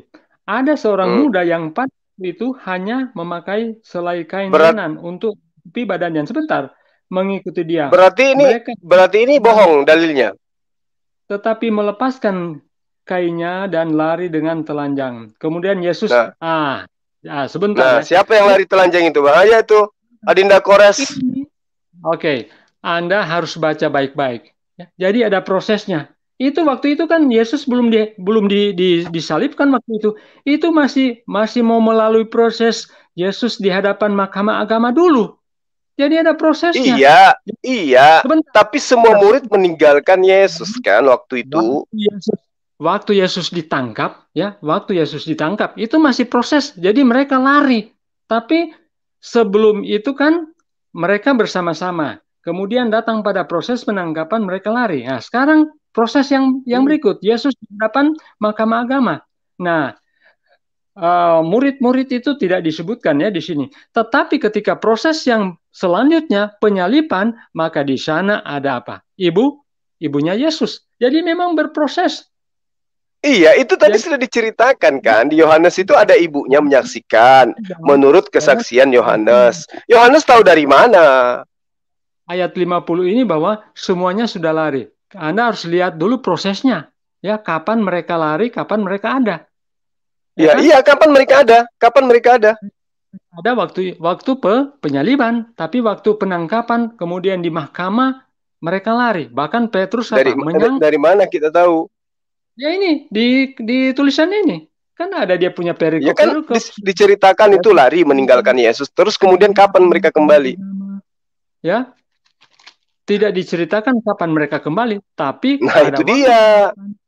Pada waktu penyaliban jelas Ibu Yesus melihat dan bercerita, berkomunikasi dengan anaknya. Kalau misalnya dia diserupakan, apakah selalu dia tidak bisa mengenal akan anaknya? Ini masalah kalau diserupakan. Kapan diserupakan? Apakah waktu diadili atau waktu disalibkan? Ya, tanya kepada yang menyalib. Kan gitu. Itu sebabnya ya.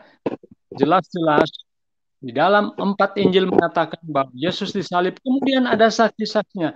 Kalau mau kembali kepada Quran, Quran itu tidak punya saksi, seorang pun tidak. Kemudian Al-Quran itu betul. Al-Quran itu diwahyukan tidak berdasarkan kesaksian, Pak. Al-Quran itu diwahyukan untuk meluruskan segala fitnahan terhadap nabi-nabi Allah.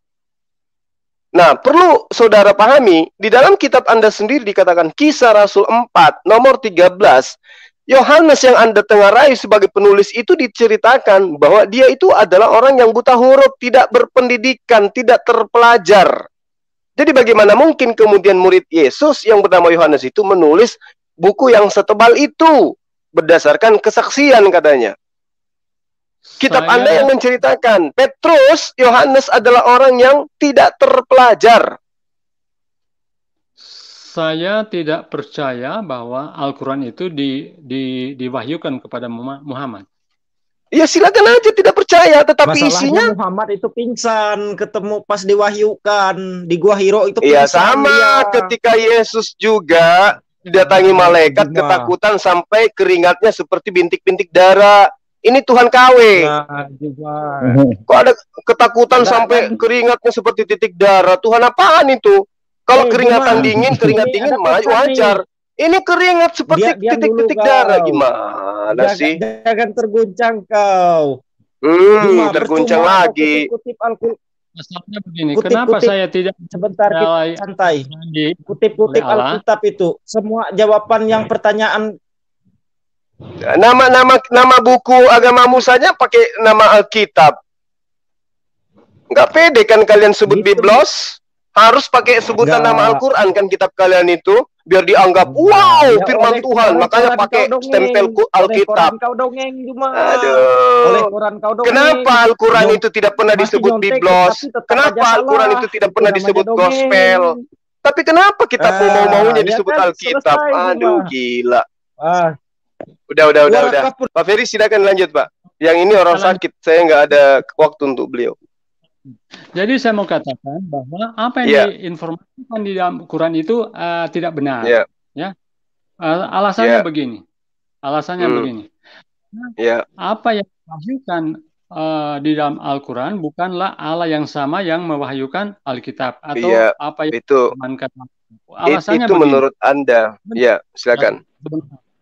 Begini Mas, karena dalam kitab kami ataupun dalam pengalaman Israel tidak pernah Allah Israel, Allah Abraham, Ishak, Yakub mengutuk orang Israel menjadi kera dan babi. Jadi tidak ada itu. Yang berikut. Juga Abraham, Ishak dan Allah Yakub tidak pernah mengharamkan semua hewan yang berkuku. Kalau kita baca di Quran 6 nomor 6 ayat 146 dikatakan Allah mengharamkan semua yang berkuku. Itu tidak ada di Alkitab ataupun Allah Abraham Ishak pernah mengharamkan hewan yang berkuku. Kemudian juga Abraham dan Ishak dan Allah Yakub tidak pernah mengharamkan makanan-makanan yang baik yang tadinya halal kemudian diharamkan oleh karena kesaliman orang Yahudi. Dalam pengalaman orang Yahudi, Allah menghukum orang Yahudi ketika mereka melanggar dengan ada yang Allah mengizinkan bangsa-bangsa kafir menawan mereka, tetapi tidak pernah Allah menghukum, melaknati mereka dengan menjadi kera dan menjadi babi. Jadi saya mau katakan bahwa apa yang tertulis dalam Al-Quran itu salah. Jadi bukan baik. Ya, saya sanggah ya Pak ya. Saya sanggah Pak. Kitabnya Bani Israel yang datang kepada Musa aja dulu. Itu jaraknya 1700 tahun sampai 2000 tahun kepada masa kitab Anda yang baru nongol di abad kedua, ketiga. Sekarang yang saya ingin tahu, kalau tidak ada tentang apa yang Anda terangkan, sekarang saya ingin tahu, apakah di kitabnya Nabi Musa ada Tuhan dikutuk menjadi manusia lalu mati di tiang salib? Coba terangkan kepada saya. Ada nggak Pak? Tidak. Tuhannya Nabi Musa diceritakan di kitabnya Nabi Musa yang berumur 1700 tahun itu, bahwa Tuhan mereka itu dikutuk menjadi manusia, atau setelah menjadi manusia dikutuk mati di atas tiang salib. Ada nggak? Atau ini karangan baru muncul nanti di abad pertama dari gereja? Ada nggak Pak? Ada Tuhan. Tidak ada. Tuhan tidak ada. Tidak ada. Berarti Tuhan yang Anda sebut Yesus itu tidak sama dengan Tuhannya Bani Israel yang mereka sebut dengan sebutan Hasem. Coba Anda tunjukkan kalau Tuhan Yesus itu dikutuk. Mana dalilnya? Loh, terkutuklah dia yang mati di atas tiang salib. Siapa yang terkutuk di tiang salib itu? Galatia 13. Mas Bagio, Mandra, Dono, Kasino, atau Yesus yang terkutuk di atas tiang salib? Galatia yang gondrong 13. Yang dikutuk gondrong itu siapa yang gondrong itu? Gomlo atau siapa? Teddy Dores. Siapa yang mengutuk? Tidak ada yang mengutuk. Siapa yang mengutuk? Terkutuklah dia yang mati di atas tiang salib. Siapa yang mengutuk itu? Saya tanya siapa yang mengutuk? Ya wallahu alam. Baca kitab Anda, siapa yang mengutuk? Tidak ada yang bilang mengutuk dia. Tidak ada yang mengutuk. Jadi kalau ada dalilnya gimana? Ya, tunjukkan. Siapa yang mengutuk? Yakin? Kristen abal-abal ini. Siapa yang mengutuk? Baca Galatia 13 itu. Terkutuklah orang yang tergantung di kayu salib itu. Paulus mengatakan seperti itu. Siapa yang mengutuk? Nah, tanya sama Paulus. Paulus mengutuk itu. Terkutuklah orang yang tergantung di kayu salib. Baca konteksnya dulu.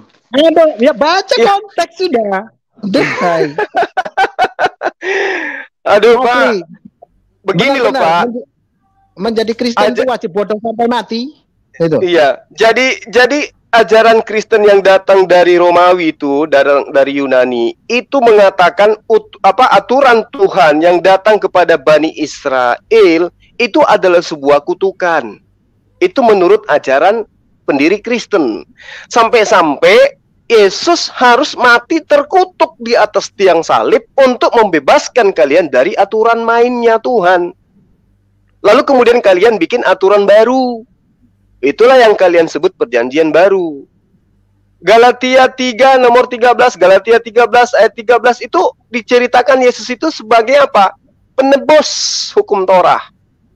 Nah, dia mati terkutuk. Itu loh. Kristus telah menebus kita dari kutuk hukum Taurat dengan jalan menjadi kutuk karena kita. Terkutuklah orang yang ada di tiang salib. Galatia 3 nomor 13. Jadi itu bukan fitnah, Pak. Itu bukan fitnah, itu fakta. Tapi bukan Tuhan yang mengutuk, oke? Beda dengan jadi siapa yang mengutuk? Oke, siapa yang mengutuk? Siapa yang mengutuk Yesus yang mati di tiang salib? Siapa yang mengutuk? Mengutuk Yesus. Siapa yang mengutuk, Pak? Dia terkutuk karena dosa. Oleh karena dosa kita, oleh karena dosa siapa manusia. Yang mengutuk? Siapa yang mengutuk Yesus, Pak, di tiang salib? Siapa? Ya, yang mengutuk siapa yang mengutuk? Orang tapi bukan Tuhan. Ya, bukan Tuhan. Jadi yang mengutuk bukan Tuhan. Beda dengan Quran. Quran itu mengutuk orang-orang Israel menjadi apa? Menjadi babi dan menjadi kera. Ini juga Tuhan dibunuh, dikutuk. Ini kalau masih orang yang dikutuk nggak masalah. Ini Tuhan yang dikutuk, Pak. Aduh, otak Bapak ini rusak rupanya. Ini manusia dikutuk karena mereka melanggar hari Sabat. Wajar. Makanya di dalam 10 hukum salah satunya harus mengkuduskan hari Sabat. Karena pelanggarannya sangat luar biasa. Nah sekarang kenapa bisa ada Tuhan yang dikutuk? Kalau Tuhan mengutuk manusia karena melanggar hari Sabat, wajar. Tapi manusia mengutuk Tuhan, apakah itu wajar, Pak, menurut Anda? Yesus wajar datang sebagai manusia. Yesus datang sebagai manusia. Dan siapa yang mengutuk? Apakah Tuhan yang mengutuk? Tidak. Jadi yang dikutuk ini bukan Tuhan. Yang dikutuk ini bukan Tuhan, manusia. Iya, dia datang sebagai manusia. Berarti selama ini Bapak menyembah manusia dong. Ngakulah. Dia datang sebagai manusia, tetapi dia itu Allah sendiri. Tapi dia menjelma menjadi berarti manusia. Yang dikutuk itu adalah Allah itu sendiri. Gimana sih Bapak ini? Suka mutar-mutar Bapak ini. Yang dikutuk adalah manusia. Manusia itu adalah Allah itu sendiri. Ya sama aja, Pak. Gimana sih? Jadi tinggalkan ajaran yang membuat Bapak itu oleng-oleng permanen. Quran sendiri mengatakan bahwa Allah mengutuk Israel menjadi babi dan menjadi kera. Dalam sejarah tidak ada. Iya. Sejarah apa? Sejarah apa yang Anda ingin ceritakan di dalam Al-Quran itu harus ada di dalam kitab Anda? Itulah bukti bahwa Al-Quran itu tidak menciplak kitab-kitab sebelumnya. Kalaupun Al-Quran tidak menerangkan itu, tapi menerangkan terkutuklah orang yang mengajak laki-laki lain datang ke rumahnya untuk bersenggama sampai subuh karena suaminya dalam perjalanan. Itu nanti Quran dituduh meniru cerita itu. Al-Quran tidak menceritakan dongeng-dongeng yang kayak begitu. Al-Quran menyatakan yang lurus, yang nyata. Kalau misalnya tidak ada di dalam cerita kitab Anda, jangan kitab Anda jadikan tolak ukur untuk menilai Quran. Layaknya jangan Orde Lama Anda pakai untuk menilai Orde Baru. Cacat logika Bapak kalau begitu. Yang menilai adalah Orde Baru menilai Orde Lama. Reformasi menilai Orde Baru dan Orde Lama. Jangan Orde Lama menilai Reformasi. Sakit Bapak itu kalau begitu cara berpikirnya. Jadi yang mengkritisin ajaran yang kemarin-kemarin adalah ajaran yang muncul belakangan, Pak. Makanya oleh Allah ditantang kita. Kalau kalian tidak percaya Al-Quran itu dari saya, bikinlah kitab baru yang bisa menyaingi Quran. Tapi mana ada manusia di muka bumi ini bisa menantang membuat kitab baru selain Quran? Nggak ada, Pak. Yang muncul kemudian terjemahan, direvisi, terjemahan, direvisi. Nggak bisa melawan daripada kedahsyatan Quran. Tapi kalau kitab Anda, ya silakan. Itu. Ya. Kenapa saya bilang dongeng? Al-Quran itu saya katakan dongeng. Kenapa? Alasannya begini. Ya.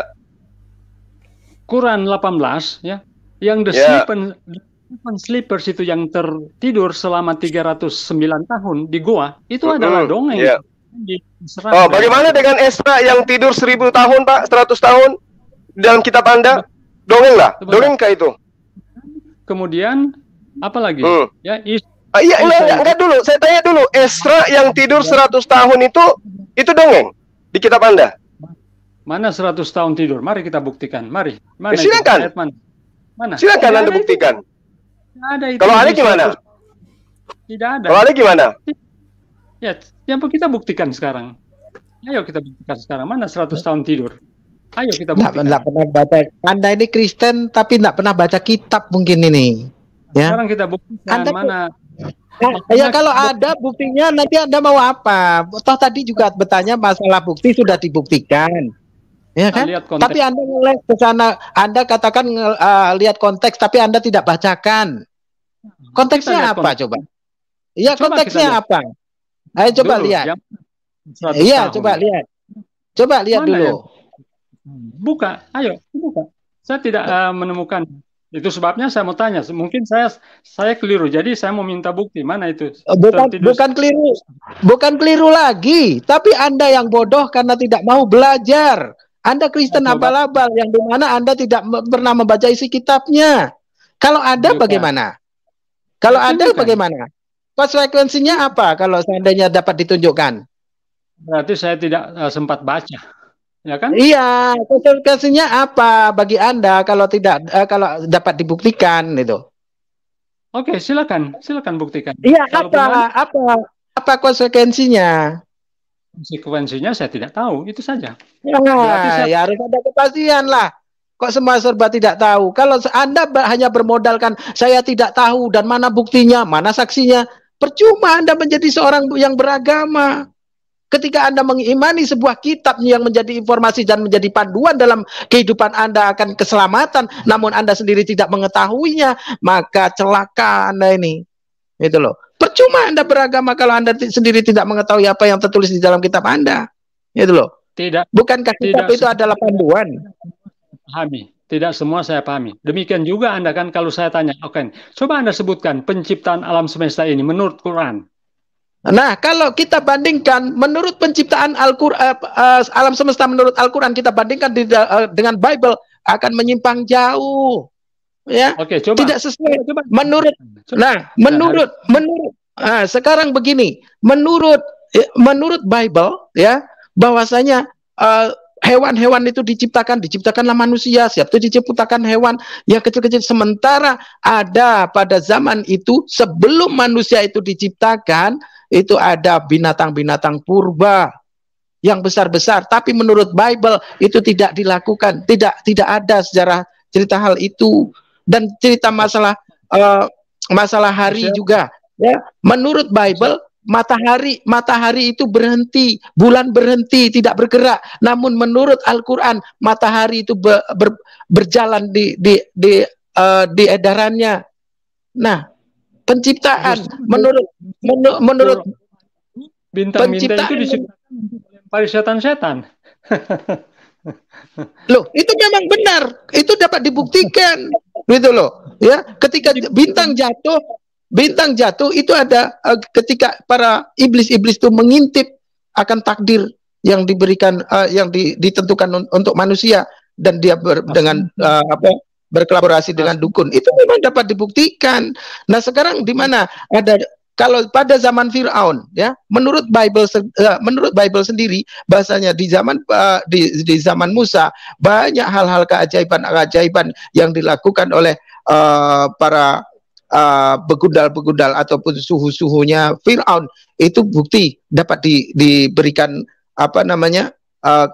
dapat dibuktikan, ya, dan benar apa yang dikatakan oleh dukun-dukun itu ketika kehidupan Firaun ini nantinya akan seperti ini. Ya kan, dan itu terbukti. Nah, setelah Al-Quran itu turun, maka iblis tidak diberikan leluasa lagi untuk naik ke langit, sehingga ketika para iblis itu naik, dilempari dengan panah api, yakni bintang-bintang. Nah, sekarang pernah ada tidak dukun itu dapat meramal dengan benar seperti pada zaman Musa? Itu ilmiahnya. Itu tidak benar. Nah, dukun itu dapat mengetahui dari mana?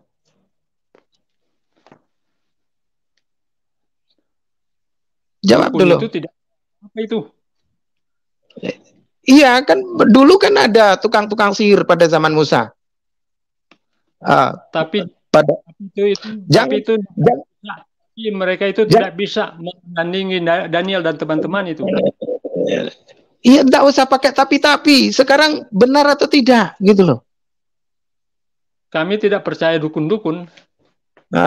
Tidak percaya dukun-dukun. Tapi sejarah yang ada pada kitab Anda percaya atau tidak? Kalau kitab kami percaya, tapi dukun tidak percaya. Oke, kalau kitab Anda percaya. Sekarang saya mau tanya, ketika Tuhan berfirman dalam hati, Anda percaya? Percaya dong. Percaya atas apa? Ya? Percaya atas apa? Siapa yang dapat ketika Tuhan berfirman dalam hati, sang penulis tahu dari mana? Dari ilham tentunya. Ilham yang mana? Ya, ilham dari Tuhan tentunya. Ya, apa kata firman-Nya? Segala tulisan yang diilhamkan Allah memang itu untuk manusia. Iya, apa bunyinya? Apa bunyinya? Semua kitab itu dalam Alkitab itu tentunya dari ilham dari Allah. Ketika nabi ataupun rasul itu menulis, semua itu dari ilham Allah. Ada melalui mimpi, ada melalui penglihatan. Siapa saksinya? Saksi ya. Kemudian kalau Muhammad menerima wahyu, siapa saksinya? Ya, Anda cerita masalah saksi tadi. Maka ketika saya tanyakan masalah saksi, Anda pun harus menjawabnya. Oke, kalau saksi, kalau di dalam Alkitab itu banyak. Kalau saya mau kasih satu saja, waktu Yesus naik ke surga. Kalau Yesus naik ke surga, itu ada saksinya. Coba baca di... Ya, Siapa namanya? Siapa namanya? Sekarang saya siapa namanya? Siapa saksi? Kalau Anda katakan bahwasanya Yesus itu naik ke sorga katanya, dan ada yang melihatnya, berapa banyak orang Yahudi itu akan masuk Kristen, tapi toh tidak sampai hingga detik ini. Oleh karena apa? Menurut sarjana Alkitab yang diseminarkan di Jesus Seminar California, bahwasanya ayat-ayat Bible dari 100% perjanjian baru hanya 18% saja yang benar. Dan apa yang disampaikan Anda tadi bahwasanya ada saksinya Yesus itu naik ke langit dan duduk di bersebelahan dengan Allah, itu ayat bohong, ayat sisipan. Itu buktinya Kristen banyak, berarti lebih meyakini Alkitab banyak. Orang Kristen sendiri yang ngomong. Ini orang Kristen sendiri yang ngomong. Jika mana dapat dilihat Allah itu langit terbelah, lalu Allah dapat dilihat duduk bersebelahan, maka menjadi bohonglah perkataan Yesus. Ketika Yesus berkata, jangankan wujudnya, suaranya pun tidak dapat kamu dengar. Tapi buktinya kan orang Kristen lebih banyak, berarti lebih mempercayai Alkitab daripada lebih banyak oleh karena kebodohan mereka tidak tahu. Tapi sekarang saya mau tanya, apakah orang-orang Yahudi yang dimana mereka katanya menyaksikan itu saat ini menjadi Kristen? Jangankan sekarang, di zaman Yesus mereka melihat Yesus, mereka tidak percaya kan? Tapi buktinya kalau dapat Allah, bukankah orang-orang Yahudi itu ya meminta tanda dan ingin melihat Tuhan? Ya, dan Yesus, kalau memang benar Yesus itu naik ke surga dapat disaksikan berpasang-pasang ribu mata, maka tidak mustahil orang-orang Yahudi itu akan percaya dan menjadi Kristen dan mengakui Yesus sebagai Tuhan. Toh hingga detik ini tidak pernah itu terjadi. Apakah Anda lebih pintar dari para sarjana Alkitab? Nanti kalau semua jadi Kristen di neraka, siapa orang yang masuk neraka? Nanti tidak ada lagi orang di neraka. Bukankah Yesus berkata, memerintahkan baptislah semua bangsa menjadi bangsa muridku dengan nama putra. Kok fitnah itu perkataan? Itu perkataan. Maksudnya. Walaupun sudah dikasih pekabaran, tapi kalau mereka mau menolak itu terserah. Ya itu kan pilihan, tidak bisa dipaksakan. Iman itu tidak dipaksakan. Kalau mau terima, terima. Bukankah ada saksinya? Bukan sudah diberikan penglihatan, diberikan saksi? Sekalipun sudah ada saksi, sekalipun malaikat mau bicara, tapi kalau sudah dikeraskan hatinya, sudah tertutup hatinya, tidak akan. Persoalannya kitab Anda bohong. Dan persoalannya kitab Anda mengada-ada segala sesuatu apa yang tertulis itu tidak sesuai dengan apa yang menjadi pengajaran Yesus. Nah sekarang saya mau tanya, ketika Yesus berkata, segala firman yang telah engkau berikan kepadaku telah aku sampaikan kepada mereka, dan mereka percaya bahwasanya aku datang daripadamu. Firman yang mana yang disampaikan oleh yang diberikan oleh Allah melalui yang diberikan oleh Allah untuk Yesus dan Yesus sampaikan?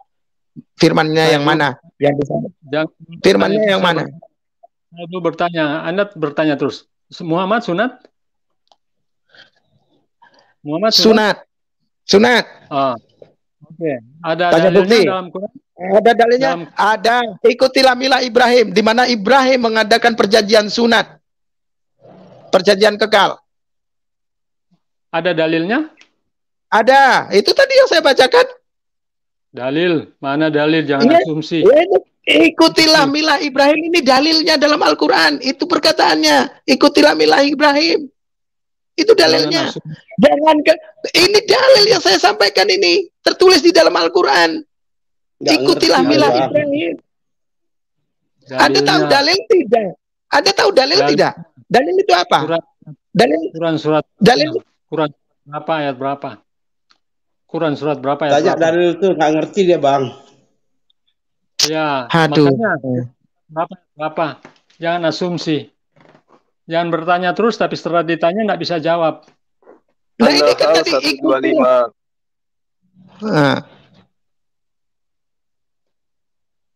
Quran surat berapa dan Muhammad disunat? Apa artinya disunat? Sunat itu dikerat. Apa Muhammad dikerat kulitnya? Iya kan ikuti milah Ibrahim. Nah sekarang ikuti milah Ibrahim. Sekarang ikuti milah Ibrahim. Anda tahu enggak artinya? Dikerat kulitnya? Enggak. Anda tahu tidak? An-Nahl 123 tadi ayatnya. Tunjukkan dulu Muhammad itu dikerat kulitnya. Quran surat berapa, ayat berapa? An-Nahl 25 tadi sudah disebutkan. 123. An-Nahl ayat 123. Coba Tsumma dibaca. auhayna ilaika an ittabi'a millata Ibrahim hanifan wa ma kana minal musyrikin. Di sini memang tidak di sini tidak diterangkan bahwa Rasulullah Muhammad SAW itu disunat, tetapi perintahnya mengikuti agama Ibrahim yang lurus. Apa agama Ibrahim? Apa ajaran Ibrahim? Perintah-perintah yang datang kepada beliau. Salah satu perintahnya diterangkan di dalam hadits adalah bersunat. Dan kalau Anda tidak percaya hadits, baca kitab Anda, apakah betul ada perintah kepada Abraham untuk bersunat? Ada nggak perintah di kitab Anda Abraham untuk bersunat? Ada. Ada. Berarti betul. Rasulullah Muhammad SAW itu disunat mengikuti cara keberagamaan Abraham. Apa itu agama? Agama adalah aturan. Aturan dari mana? Aturan dari Tuhan. Salah satu aturan dari Tuhan kepada Abraham wajib sunat. Nah, itu diperintahkan oleh Rasulullah Muhammad SAW kepada umatnya juga untuk mengikuti itu. Tapi itu asumsi kan? Soalnya tidak bukan asumsi. Oh, itu bukan asumsi.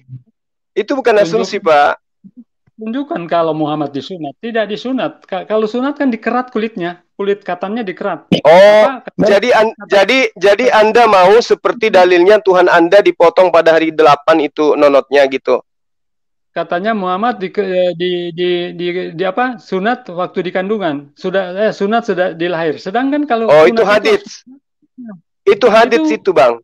Itu hadits. Salah satu keistimewaanku adalah aku lahir dalam keadaan sunat. Siapa yang mengerat kulit katanya? Ya, Anda pernah melihat orang lahir sumbing? Pernah? Siapa yang menggunting bibirnya? Jawab. Kok ada orang sumbing lahir? Ada dokter yang masuk menggunting bibirnya gitu, atau ayahnya yang masukin tangan pakai gunting pada saat dia belum lahir gitu? Sumbing kok disamakan dengan sunat? Oh, sama dong, Pak. Iya. Itu sama lah, Pak. Sesuatu yang berkurang dari yang seharusnya. Ayo, nah sekarang kalau Anda melihat kitab Anda dengan teliti, yang mengajarkan kemudian tentang sunat itu adalah Nabi Musa alaihissalam.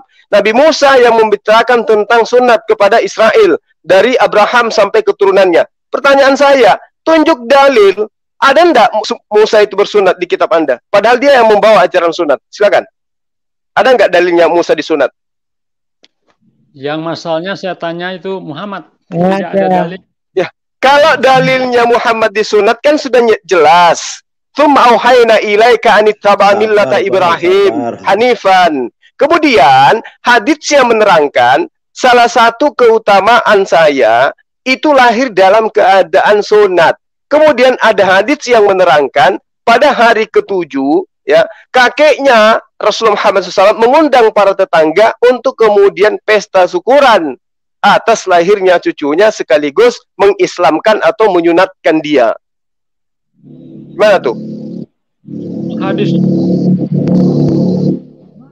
Muhammad. Gimana tuh, Pak? Ya?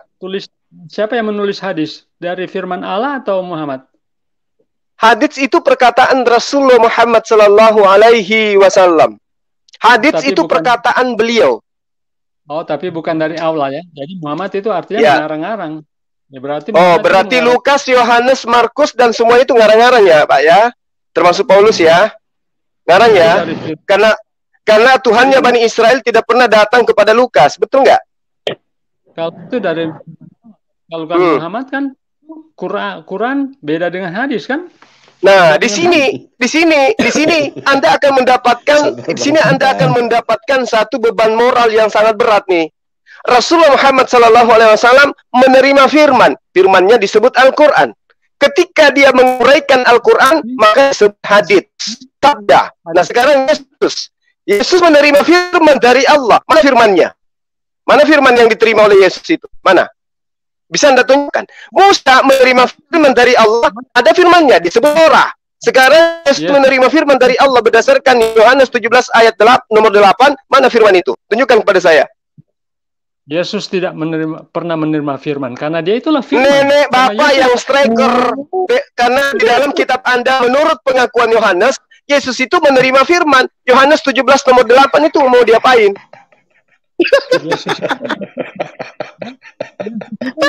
Itu mau diapain itu, Pak? Yesus itu adalah Yohanes 1 Yohanes 17 nomor 8.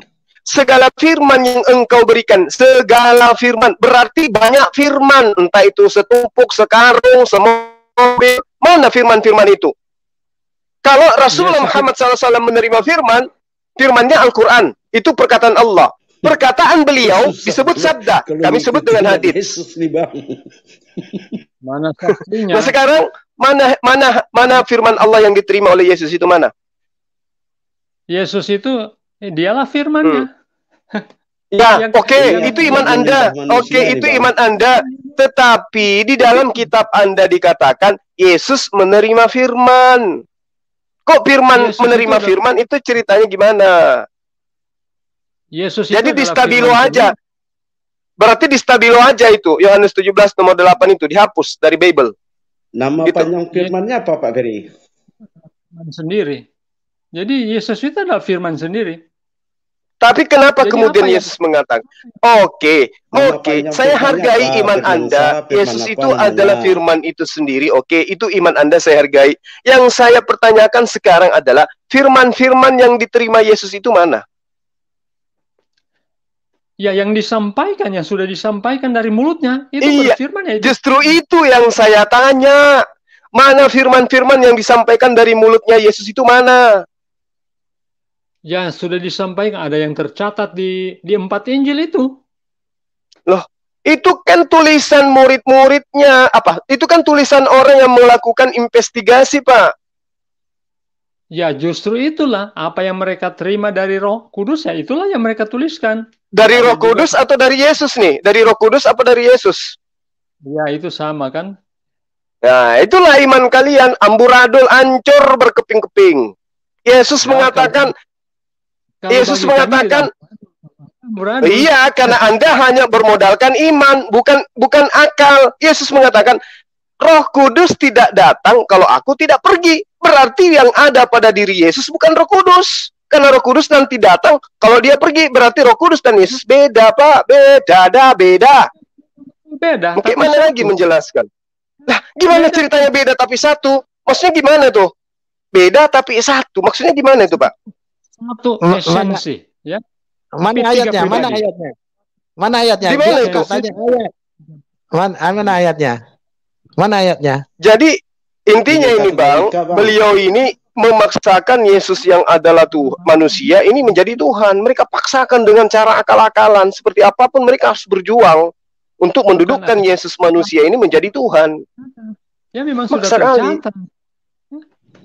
Tercatat di mana? Ya. Tercatat di dalam mana? Tercatat Ya dalam Alkitab yang mana? Ayatnya mana?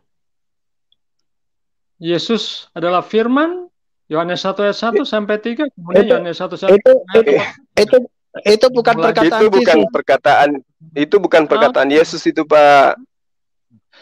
Ya memang kalian selalu mengatakan tidak perkataan Yesus. Memang Tunggu, Pak Ferry gini, Pak Ferry, tolong Bang. Saya hargai iman Anda, tapi cobalah menggunakan akal.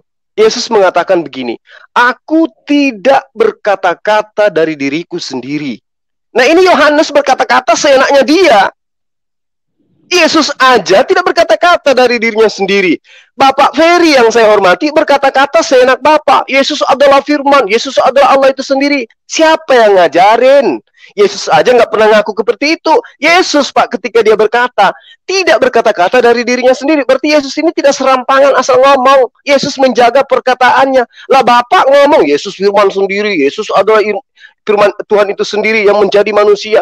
Itu Bapak lebih hebat. Harusnya Bapak yang disembah oleh Kristen, bukan Yesus. Karena Bapak lebih hebat kapasitasnya daripada Yesus. Yesus nggak berani berkata-kata. Aku nggak berkata-kata dari diriku sendiri. Apa yang aku katakan adalah apa yang diperintahkan oleh Bapak untuk aku katakan, aku sampaikan. Pak Ferry tidak. Oh, seenaknya aja. Yesus itu adalah firman itu sendiri. Yesus itu adalah Allah yang menjadi manusia. Waduh, hebat. Harusnya orang Kristen yang berakal sembah Bapak, karena Bapak lebih hebat dari Yesus. sudah jelas Gimana, Pak? Katakan Yohanes 1 ayat 1 sampai 3, Yohanes 1 ayat 14. Kemudian juga di Wahyu, Yesus sendiri mengatakan Aku Alfa dan Omega, yang awal dan akhir. Itu kan Allah juga. Jadi tidak bisa disangkal memang. Jadi bukan ayat perkataan satunya saya. Wahyu 1 itu jangan dibuang, Pak. Yohanes 12 ayat 29 tadi itu jangan dilempar kemana-mana. 49 ayat nomor 49. Aku tidak berkata-kata dari diri sendiri. Apa yang aku katakan adalah apa yang diperintahkan oleh Tuhanku untuk katakan. Jadi sekiranya Pak, sekiranya Yesus muncul sekarang di sini di Indonesia, di Monas, dia turun. Dia mengatakan, dengarlah wahai seluruh penghuni bumi, aku ini adalah Allah, aku ini pencipta alam semesta. Tapi sebelumnya dia katakan gini, apa yang aku katakan adalah apa yang diperintahkan untuk aku katakan. Saya juga bisa, Pak, mengatakan itu. Saya bisa mengatakan kepada Bapak, akulah Tuhan, tidak ada Tuhan selain aku. Sekiranya aku mendapat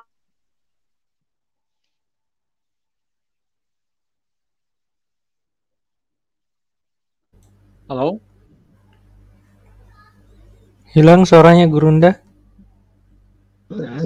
Jaringan mungkin, tunggu dulu. Ya. Oke. Oke, baik ya, saya rasa untuk tema ini sudah cukup ya. Kita kasih kesempatan kepada sahabat yang lain untuk bertanya mungkin.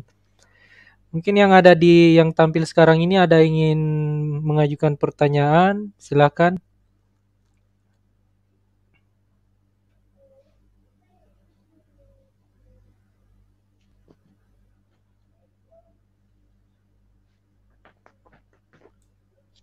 Boleh tanya, Bang?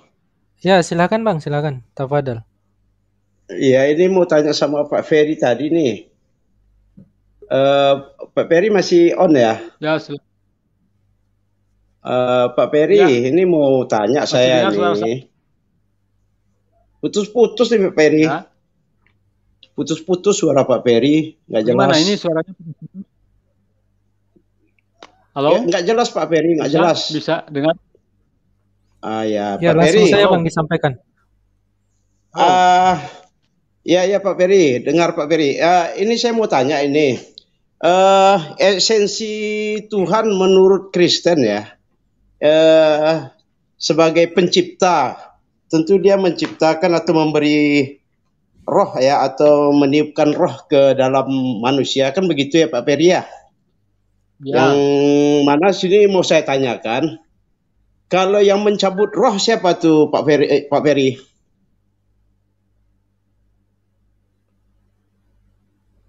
Halo? Halo? Ya.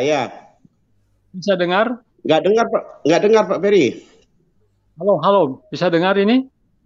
Bisa dengar Pak Ferry ya. Coba. Siapa yang mencabut rohnya? Yang meniupkan roh Tuhan, yang mencabut roh Tuhan. Apa benar begitu Pak Ferry? Hidup manusia kan di tangan Tuhan, ya kan? Iya. Manusia di tangan Tuhan. Jadi yang memberikan kehidupan, nafas hidup, yaitu apa? Allah pencipta. Tuhan ya, pencipta ya. Tuhan. Ya. Waktu Yesus mati, siapa yang mencabutnya tuh Pak Ferry? Waktu Yesus mati kan dia menyerahkan nyawanya. Kan ke siapa? Waktu Yesus mati nyawanya. Pada siapa diserahkan? Ya. Pada siapa? Ya, kepada Allah, Bapaknya. Bapaknya.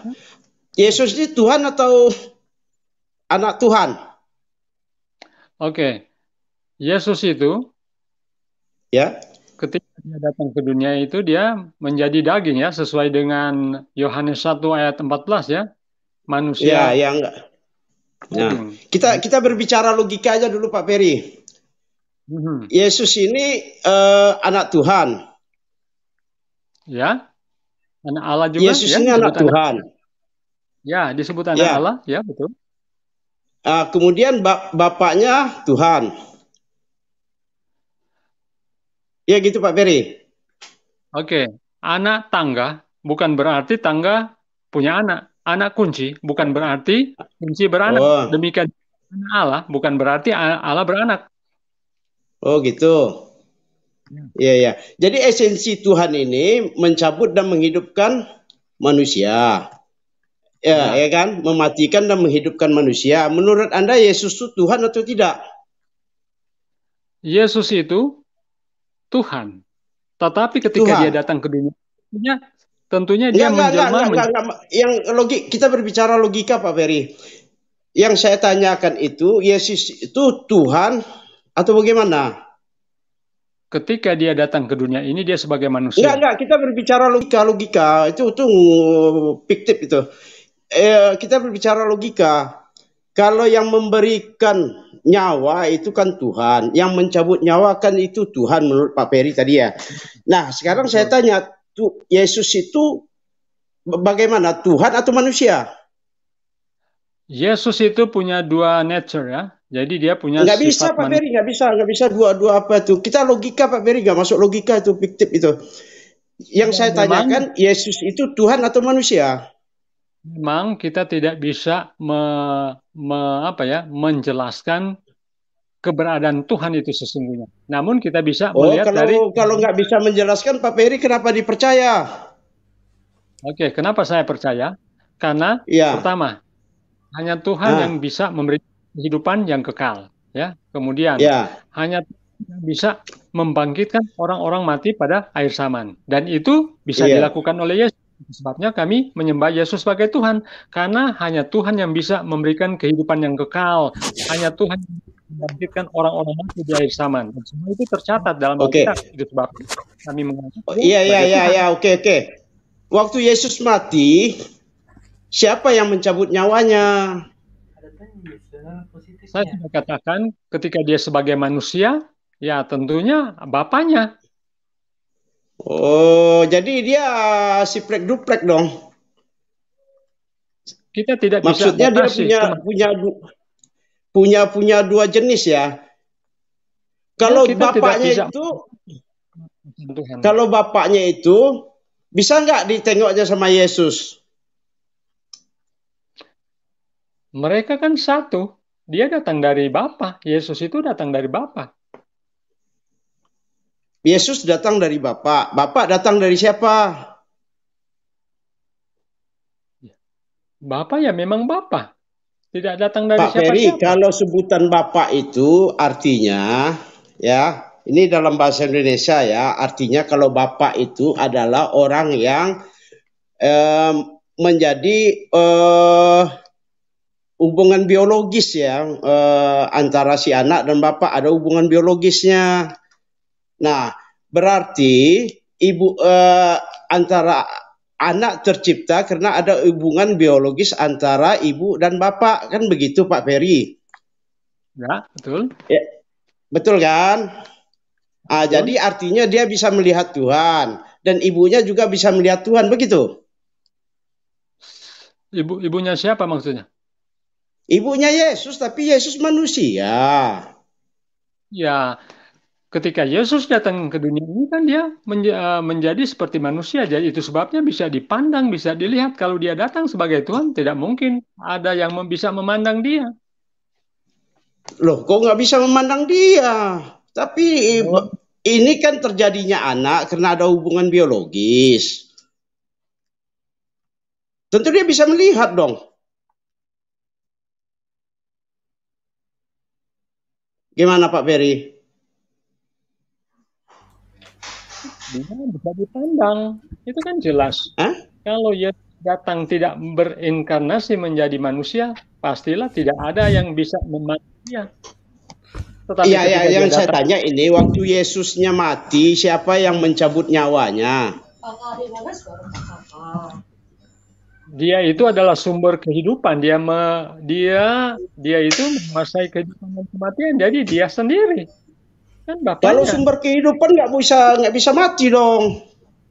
Ya betul, itu sebabnya dia bisa bangkit. Itu sebabnya dia di tiang salib itu dia dalam keadaan mati atau dalam keadaan hidup? Mati. Siapa yang cabut nyawanya? Setan, iblis. Yang mati jasmaninya, tubuhnya, ya. Yang mati tubuhnya. Orang yang mati itu sudah jelas jasmaninya mati, rohaninya juga mati kan karena dicabut.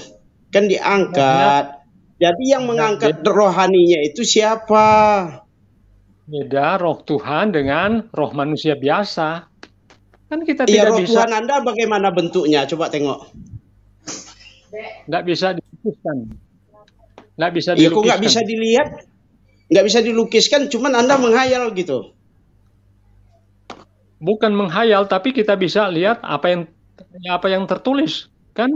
Kenapa kami menganggap dia Tuhan? Karena dia bisa Iya, siapa yang membangkitkan. menulis begitu siapa? Firman Tuhan yang menulis. Ya, Sama Firman dengan nggak bisa menulis. Firman nggak sekolah dia. juga kalau saya tanya siapa yang menulis.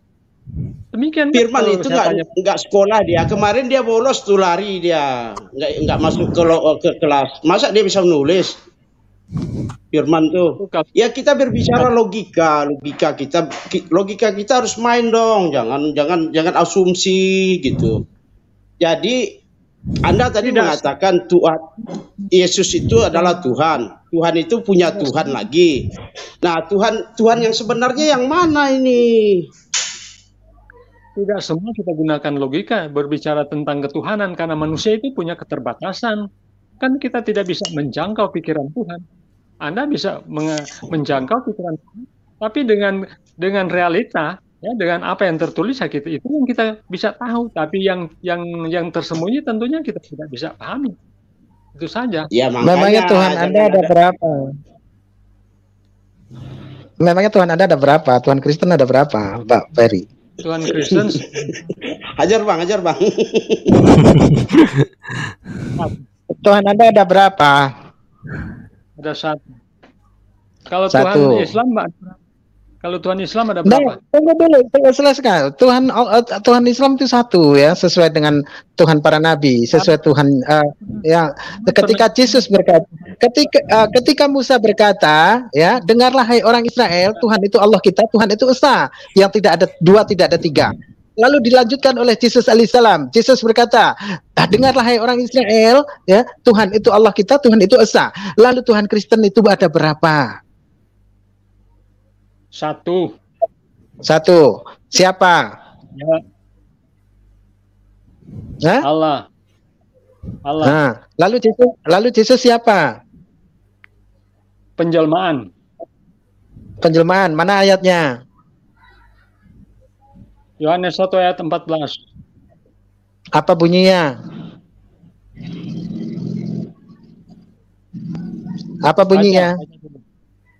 Ya baca, Anda yang berikan ayat. Baca. Firman itu telah menjadi daging. Firman itu telah menjadi daging dan diam di antara kita, dan kita telah melihatnya, yaitu yang diberikan kepadanya sebagai anak tunggal Bapa. Itu saja. Nah, apakah kalau firman itu menjadi daging, lantas itu dijadikan sesembahan, dijadikan Tuhan, mengapa gunung itu tidak Anda jadikan Tuhan juga? Terang, ya. Kenapa? Bukankah firman itu juga menjadi terang? Firman itu menjadi terang juga. Sementara Yesus sendiri berkata, Anda jangan melampaui dari apa yang sesungguhnya tertulis, ya. Yang menjadi otoritas tertinggi di dalam Bible itu adalah Yesus alaihissalam, di mana Yesus tidak pernah mengaku dirinya sebagai Tuhan dan tidak pernah menyatakan seperti apa yang Anda katakan. Sementara Yesus sendiri berkata, Bapa lebih besar daripada aku. Seorang utusan tidaklah lebih tinggi dari yang mengutus, dan yang mengutus tidak seorang utusan tidak lebih tinggi dari yang mengutus. Ya, jadi tidak mungkin Allah mengutus dirinya sendiri sesuai perkataan Yesus. Lalu Tuhan Anda itu tidak mungkin. Siapa mengutus siapa? Tidak mungkin Tuhan mengutus. Seorang utusan tidak lebih tinggi dari yang mengutus, maka tidaklah mungkin Allah mengutus dirinya sendiri. Kalau Anda katakan Tuhan Anda satu di sini, maka tidak sesuai dengan apa yang dikatakan oleh Yesus. Karena Anda menjadikan Yesus sebagai Tuhan, sementara Yesus sendiri tidak pernah mengaku Tuhan, dan Yesus hanya berkata, dengarlah hai orang Israel, Tuhan itu Allah kita, Tuhan itu esa. Di sini Yesus mengaku dia bertuhan. Lalu Anda mengatakan Yesus pernah mengaku Tuhan. Ya? Mana ayatnya? Ya? Mana ayatnya Yesus pernah mengaku Tuhan? Ayat 7, Wahyu 1 ayat 17-18. Wahyu 7. Wahyu 1. Wahyu 1 ayat 7. Ya. Lalu, apakah benar kalau menurut Wahyu sesuai dengan apa yang tertulis di dalam Wahyu 5:6, apakah Tuhan Anda seperti domba yang bermata 7 bertanduk 7, seperti domba yang usai disembelih, siap disembelih, sementara Tuhan Israel tidaklah seperti itu? Oke, monggo. Ya, menurut Alkitab kami ya seperti itu. Menurut Alkitab Anda, ya, menurut Alkitab Anda. Lalu, ya. apakah itu menurut Yesus? Ya. Apa bunyinya? Apa katanya? Iya, apa katanya? Ya, apa katanya? Baca. Iya, apa katanya? Oke, Wahyu 1 ya, Wahyu 1 ayat 7. Lihatlah ia datang dengan awan-awan dan setiap mata akan melihat dia juga. Dan semua bangsa di bumi akan meratap dia, ya amin. Aku adalah Alfa dan Omega, firman Tuhan Allah, yang ada dan yang sudah ada dan yang akan datang, yang maha kuasa. Nah, itu di situ kata firman. Apakah dia berkata, akulah Tuhan? Karena firman bukanlah Tuhan. Firman itu perkataan. Aku adalah yang awal dan yang akhir. Kalau masih ada awal yang akhir, maka Anda, Yesus tidaklah layak menjadi Tuhan, karena Melkisedek tidak berawal dan tidak berakhir. Hidupnya tidak berkesudahan, dan dia tidak bersilsilah, tidak berayah, tidak beribu. Sementara Yesus menurut Matius 1 ayat 1 hingga 3, Yesus itu mempunyai silsilah. Yesus mempunyai nenek moyang, Yesus mempunyai ibu, mempunyai kakek nenek. Lalu bagaimana dengan Melkisedek? Masih ada tambahan, yang maha kuasa, ya? Yang maha kuasa. Yang maha kuasa kata siapa? Sementara Yesus berkata, ketika seorang ibu mendatanginya untuk memintakan bagi kedua anaknya, untuk memintakan bagi anaknya duduk di sebelah kanan dan sebelah kirinya, Yesus berkata, cawanku memang akan kamu minum, namun perihal duduk di sebelah kanan dan sebelah kiriku, aku tidak dapat memberikannya. Hanya Allah saja yang dapat memberikannya bagi siapa yang ia kehendakinya. Lalu di mana letak ketuhanan Yesus? Mana letak kekuasaannya? Firman Tuhan yang itu perkata sudah ada dan yang akan datang, yang maha kuasa. Wahyu itu ya, wahyu itu adalah perkataan orang yang terkena trauma tinggi, berhayal oleh karena usai digoreng dengan minyak panas. Ya, dan yang menjadi otoritas yang menerima firman itu adalah Yesus alaihissalam di dalam Bible itu. Ketika Yesus berkata, aku tidak dapat memberikan, cawanku memang akan kamu minum, tapi duduk di sebelah kanan dan sebelah kiriku, aku tidak dapat memberikannya. Ya, aku tidak berhak memberikannya. Hanya Allah saja yang dapat memberikannya bagi siapa yang ia kehendakinya.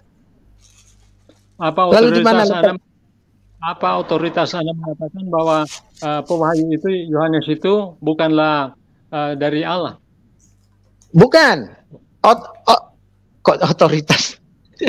Saya dapat berikan bukti bahwasanya menurut sejarah Yohanes itu dibuang ke Pulau Patmos setelah digoreng dengan minyak panas.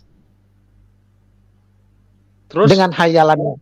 Karena wahyu itu dahulunya dikata itu kenyataan, ya, itu kenyataan, dikata dahulu itu kenyataan, tapi dengan seiring berjalannya waktu, wahyu dikata bahwasanya itu mimpi biar nampak keren. Apakah Anda di sana kemudian hayalan? Apakah Anda menyaksikan sehingga Anda bilang hayalan? Jangan asumsi Anda. Yang mengatakan itu hayalan itu adalah referensi yang saya dapatkan ketika orang-orang bapak-bapak gereja dahulu menyematkan menolak kitab wahyu, yang dimana wahyu itu dikata dahulu itu adalah kenyataan, ya. Namun bapak-bapak gereja menolaknya oleh karena itu tidak masuk di akal. Masa iya Tuhan bermata 7 dan bertanduk 7? Nah, setelah itu dengan seiring berjalannya waktu dimasukkanlah wahyu itu dengan diubah maknanya, diubah namanya, dan dikata bahwasanya itu adalah mimpi Yohanes di Pulau Patmos. Tapi dahulunya dikata itu kenyataan. Mana yang benar? Kenyataan kan? Jadi otoritas Anda apa sih? Kemudian Anda mengatakan bahwa itu adalah hayalan. Kalau Anda punya otoritas, saya percaya. Itu kan Anda hanya asumsi.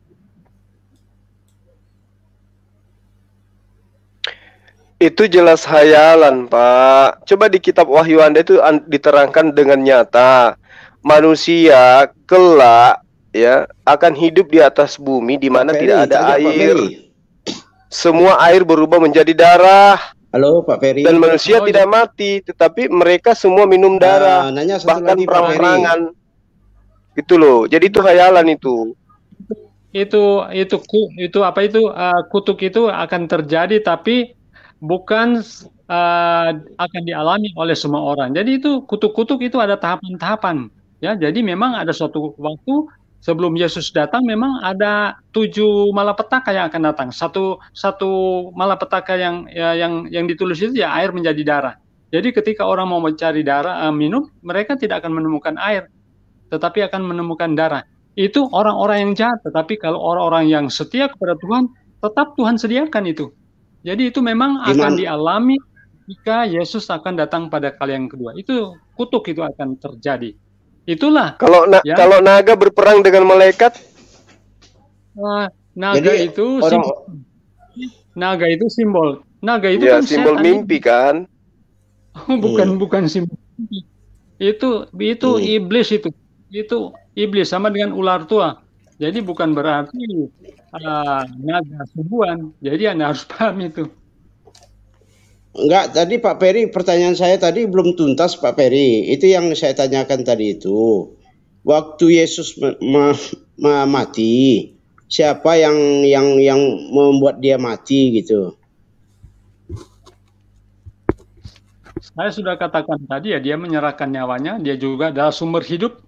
Jadi sebetulnya ketika dia mati itu ya tubuhnya yang mati, tapi rohnya kan tetap hidup. Jadi dia punya sifat kealahan. Buktinya dia bangkit naik ke surga. Ya, jadi tidak bisa disamakan dengan manusia biasa. Kalau manusia biasa seperti saya, ketika saya mati, ya tubuh saya ini kembali kepada tanah, kemudian nafas saya kembali asumsi pemberi nafas kehidupan. Asumsi kan lain. Kalau Yesus kan lain. Asumsi. Maksud saya begini loh Pak Ferry. Dia menyerahkan pada